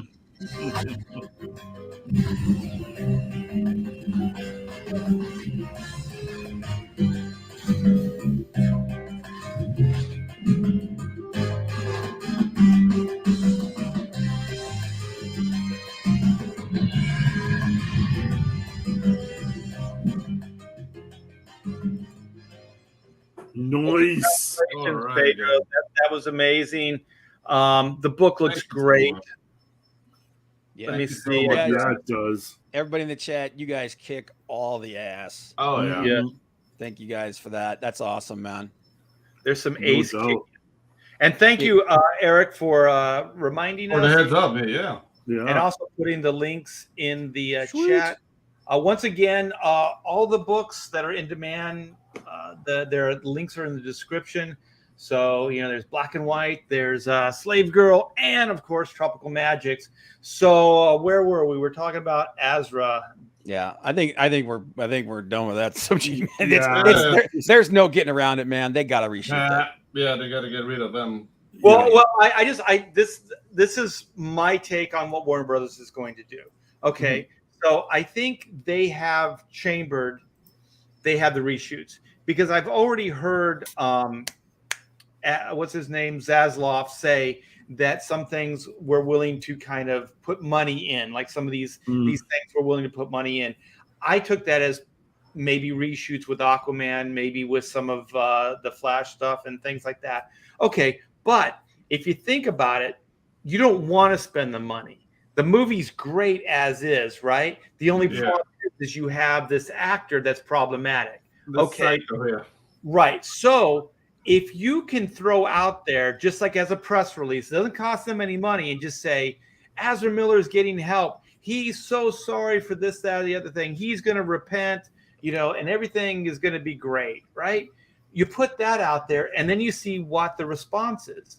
You know what I mean? You see what the public respond to. You think, are they gonna respond in a negative way? Are they gonna respond in a positive way? Or are they gonna respond, in whatever differently? Right. And so I think that probably the cheapest fix at this point is kind of do some reconnaissance, right? Like throw that stuff out there and see how people respond. I'm just hoping that people respond the way we're responding and just say, fuck that. That's dude's a predator. That dude, not only does he need help, he needs to be behind bars. Like you can't do this shit in a civilized society. That dude is a predator. He is a predator. He's grooming people. The only reason he came forward and the only reason he's doing what he's doing right now, I guarantee you, is because Warner Brothers has like over $200 million invested in this. And I'm sure there's some kind of insurance policy.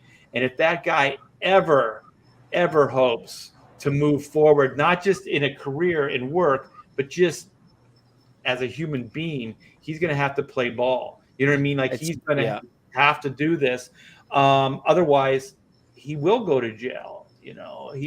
Well, and the response from so far has been exactly what we're saying. Is like, no dice, man. This ain't gonna fly.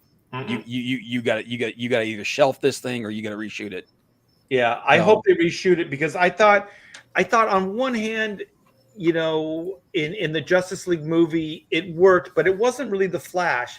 It was like this sympathetic kid that had this power and really didn't know what to do with it. And so for that adventure or that whatever, it kind of worked. But it's a throwaway with the Flash. Like, people expect cool stuff with the Flash. They don't want to see that. They want to see, a cool guy. He's just not that. You know what I mean? Like he's just this guy that seems like he doesn't know what he's doing. He doesn't know how to do it. And Batman's going to be his mentor. And all this stuff. And I just think like it was an idea, but I don't think it was a great idea. No. It was a way to make that actor work in that role, but I think if they would have cast somebody different, they wouldn't have had to make it work like that. Yeah, at this point, but and even if the movie's good, at this point, man, there's so much damage done. In my mind, the way I see it, man, and this seems to be everybody else's opinion as well. If you want this thing to even have a chance at success, and if it's as important as important a tentpole movie to this going forward as they seem to be making it out to be, you got to bite the bullet and reshoot. Yeah, I agree. And hope the goodwill carries over. Yeah. If the movie is good, it's still the structure of it, all the acting, all the effects, everything's still there. Mm-hmm. All they need is somebody that's as good as Ezra Miller, if not better. I think they can get somebody better, to be honest, because I didn't really care for that kind of like insecure, like, I don't know. All I do. He was awful casting as Barry Allen. Yeah. Well, he was. That's what I would love to find out about, because like after the fact, you find like why these actors got these roles, what their connections were.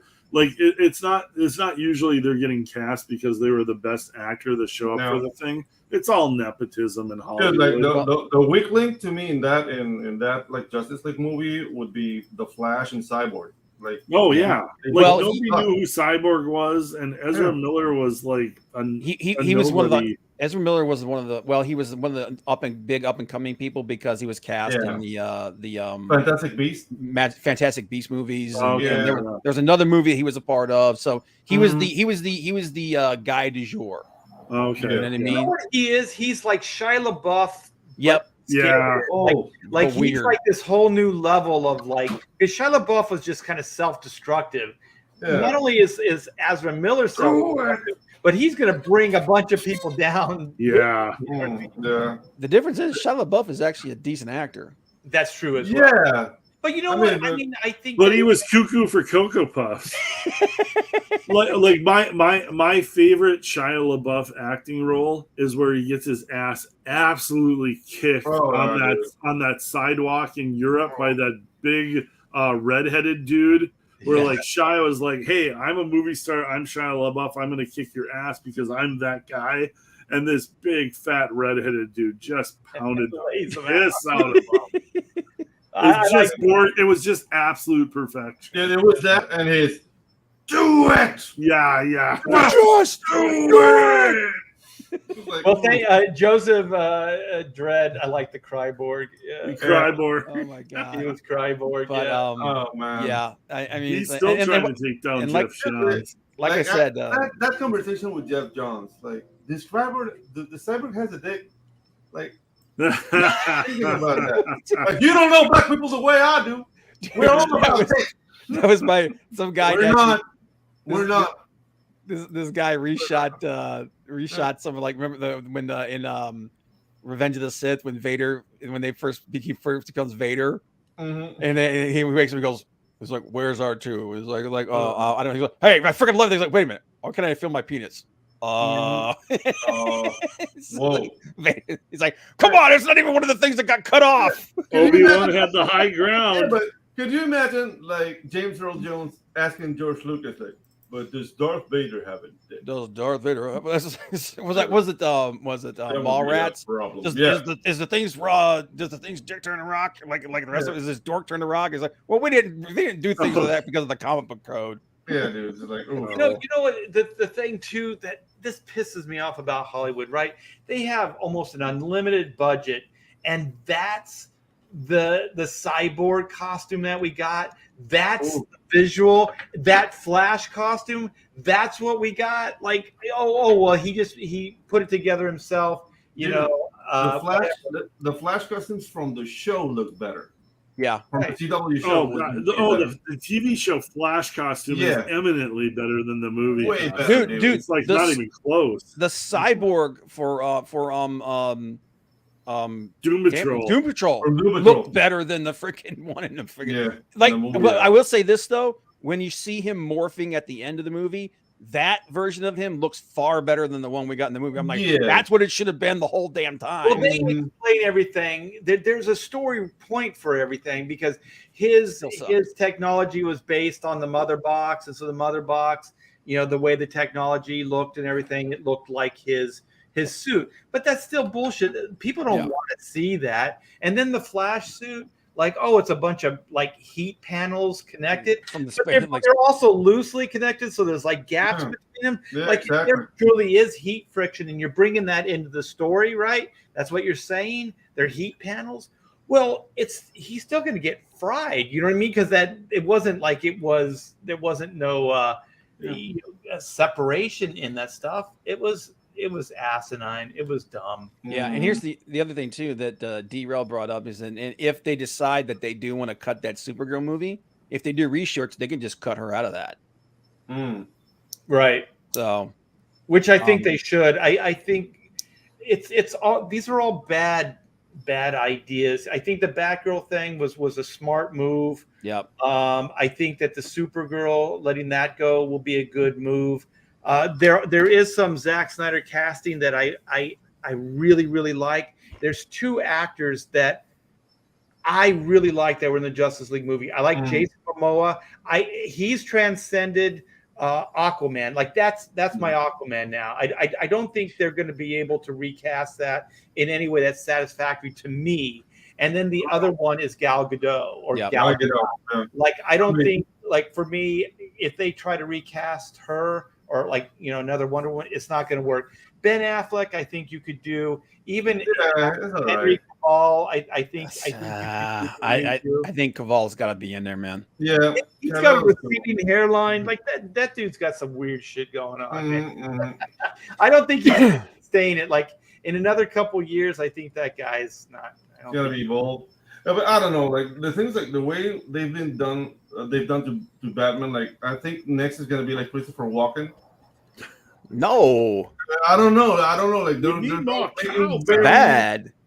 Batman. That's bad. Come in and help me stir the soup. But I'm hoping that Keaton is in the Batman suit. Yeah, that would be cool. That would be cool to see. Like I want a Batman Beyond movie with him. Yeah, exactly. Batman Beyond with Keaton, and I think he originally shot things for. Wait, what was that, Todd? He originally shot things for Flash. They've pulled him out of that. Mm-hmm. Yeah, and I think they've done that so that he's not like if things go really south, then he's lumped into that because they're heading towards Batman Beyond. Batman Beyond, yeah. I heard like he's in Batgirl, and I heard he's in Supergirl too. He has a very he makes a. It's kind of like when Affleck had that appearance in Suicide Squad at the very end. Yeah, that's his presence in those movies. It's not really part of the movie. It's just like kind of towards the end. That's probably why they were given just little teases because they're setting up the big Batman Beyond Keaton movie, and these are all just little snippets to get people excited for that. So yeah, and I'm not real. Yeah, like what Robert the Bruce said, I'm not real high on the whole thing that they announced about Aquaman being about climate change. Oh, bring back Keaton. Yes, nice. Yeah, the whole thing that's Momoa running his mouth, man, and that's another thing. Like actors need handlers like horses. Is that movie authentic? Just somebody to tell it's them to being used. Yeah. Oh wow, that's awesome. Cool. Yeah, dude, it's just like, but dude, maybe somebody with a little like a blowgun with like frog venom, some Kurari darts. Yeah, it's like they're talking. He's on his mouth, right in the jugular. It's like lobster whip. Oh, love.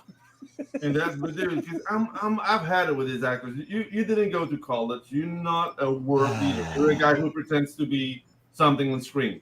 What they do. You know? I'm always a look on the positive side of this. Is the one good thing about this is movie studios are going to be so hesitant to hand out roles to some of these flakier, like the money that Warner Brothers is taking a hit on because of Ezra Miller. Yeah, like there's going to be. I'm guessing. Well, who knows? I could be completely wrong, but like some of these studios are going to be way more hesitant to hand out like these choice roles to flakier actors like this. Yeah, but the thing is, like, you get method actors like Daniel Day-Lewis. Like that guy goes insane on set. Oh God! But that's a different thing. That's still a different thing. Like I mean, Ezra Miller, like Shia LaBeouf is probably the closest thing to him where he had stuff in public. Yeah, but there hasn't been an Ezra Miller where he's just like literally a criminal in real life and have multiple assault charges. Like there's been nothing like this. This is Hollyweird. This is Hollyweird at its apex. And I think part of the reason why we're seeing this is after what happened with COVID and everything, man, Hollywood lost a lot of its credibility. And people looked at Hollywood and just like, yeah, we're kind of tired of your shit. And all the people at Warner Brothers that signed off on this stuff, they're gone. They're gone. Because I mean, that company wasn't a stable company. There's a reason why Warner Brothers movies have failed over the last decade compared to Marvel, and they've been bought up by AT&T and now bought up by Discovery.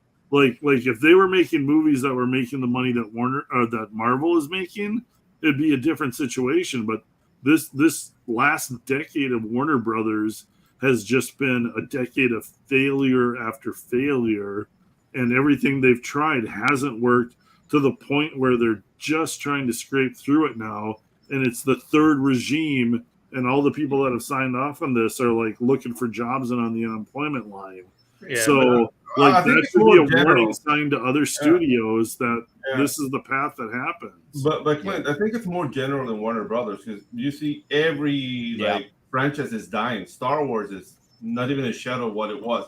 Marvel is starting to smell bad. Star Trek, James Bond. Strange New Worlds. I'm crossing my fingers for Strange New Worlds. That was a good first Strange season. New Worlds for one episode. That was a good first season. It was decent. I don't like the actor playing Spock, and I don't like the stuff they're doing with Kirk. So no, I like the actor playing Spock. I'm curious about what happens with Kirk.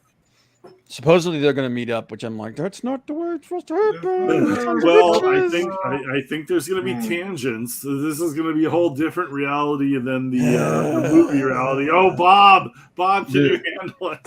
Yeah, dude. Woke hard. Bob's brains are on the wall right now. Yeah, dude. That Picard show. I'll take anything over fucking Picard. Yeah, dude, I'd take a kick in the balls over Picard. I would let you kick me in the balls, and that is 2 seasons of pure shit on Picard. I would rather be sodomized with a splintered broom handle than watch. I am so worried that he is just gonna collapse in every episode, and a bone is gonna shatter. That show, Loot, dude. The first thing that went through my mind when I watched this was, oh my god, Patrick Stewart finally got old. Yeah, and it was all of a sudden. And I thought Ian McKellen was going to go first. That's how it works, Clint. Joseph, you're so right, man. The Batman Beyond is so good. Yeah. Both of the Batman the animated series. You want to talk about a show that changed animation? Dude, DC Comics has done it so well in animation.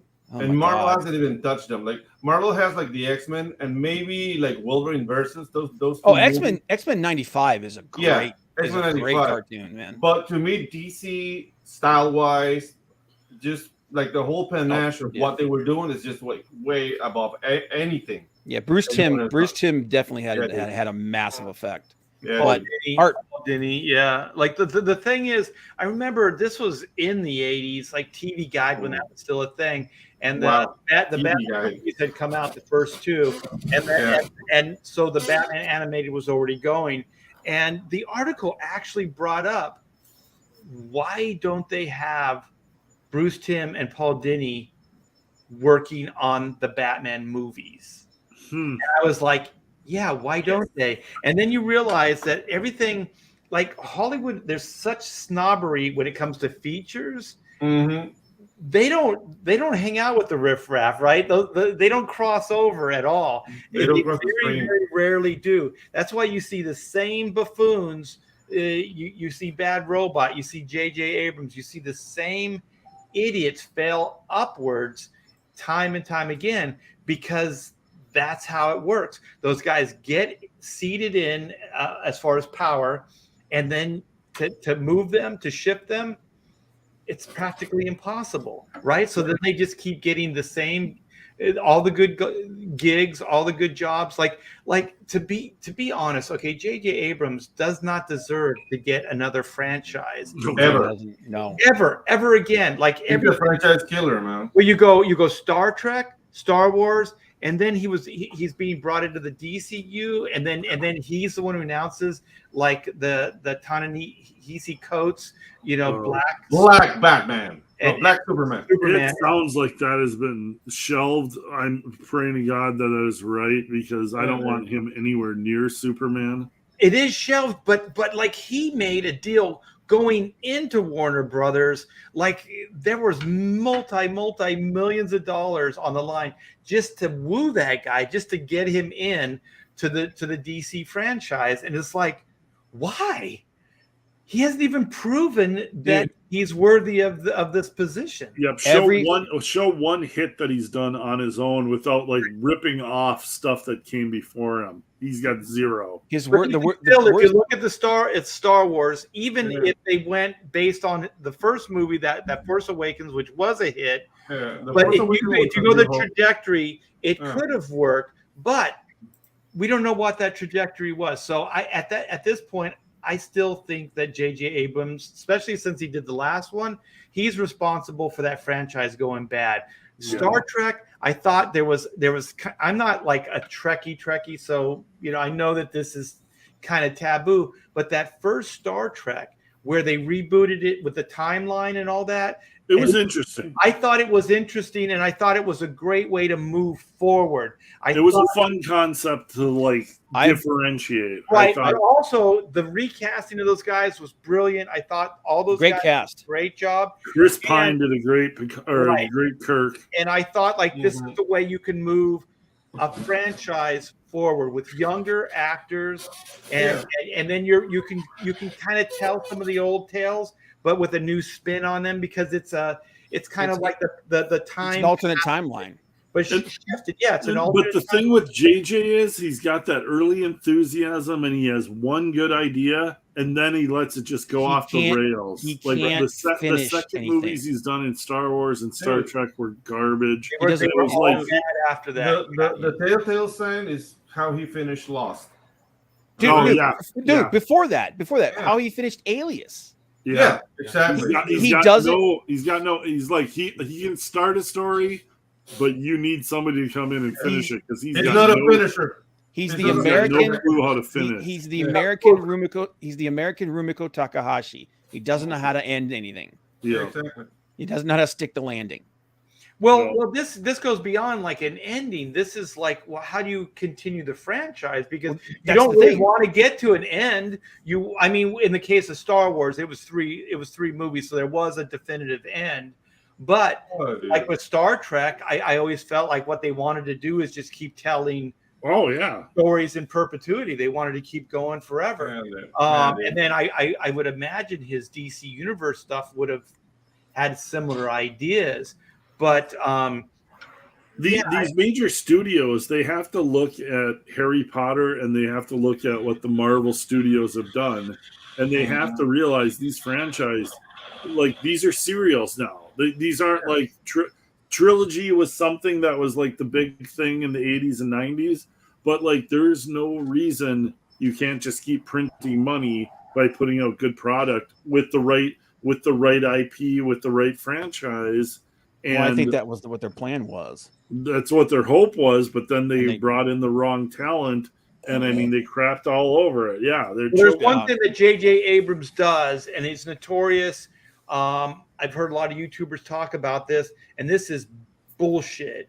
Is he tries to rebrand everything so that he can have some kind of ownership of it. So in Star Wars, he changes the Millennium Falcon, he changes C-3PO slightly. Well, all of a sudden, now the Red Arm 3PO is those toys with the Red Arm 3PO. He's making money off of them. It's that whole thing with leaving their mark on something. Yeah, BB-8. BB-8. He's probably getting money off of every BB-8 toy. Yeah, right. But BB-8 is the original character, so BB-8 should he should get something for that. But trying to rebrand stuff that Lucas made is bullshit. Trying to rebrand something that what was the Star Trek guy's name? The creator, Gene Roddenberry. Gene Roddenberry. Like to try to rebrand that stuff so he can have some kind of ownership of. Like to me, I wouldn't even. That would be just audacious. That would be just arrogant, right? To go like, you know what? I'm working on Spider-Man right now, but you know what? If I change it, I don't know, 10, 20%, then I can claim ownership of it. Like, why would you even think that, dude? You have no stock in it. You have no stake in it. That's just fucking arrogant. Like, none of your business makes a great point. And parasitic, none of your business. Lens flare is not a plot device. Lens flare is not a plot device. Indeed. Oh my God. I just think it's arrogant, and then he goes into the DCU, and one of the first things is like he's gonna do a black Superman. Let's rebrand Superman so it's the J.J. Abrams Superman. I have a little editor insight on J.J. Abrams and lens flares. That's a lens flare package you used to buy by the early 2000s. Yeah, I know. Yeah, and he abused that shit to no end. Crap. Yeah. Well, you know what? He got that from early Industrial Light and Magic, and the reason they did that stuff is because that shit looked phony. Those miniatures and stuff. So I remember when they were talking about the Blade Runner cop. What's the car called? The Spinner. The Spinner. That they were like, it just kind of looks flat. It looks boring. And then as soon as they put those lens flares on the lights, the siren lights, all of a sudden it's magical, right? And then Close Encounters, you know, those little pictures. As soon as they add those lens flares, boom, you got it. But once again, I think it was like you said, Clint. These are not original ideas, man. This guy is just like ripping off Spielberg and Lucas and passing it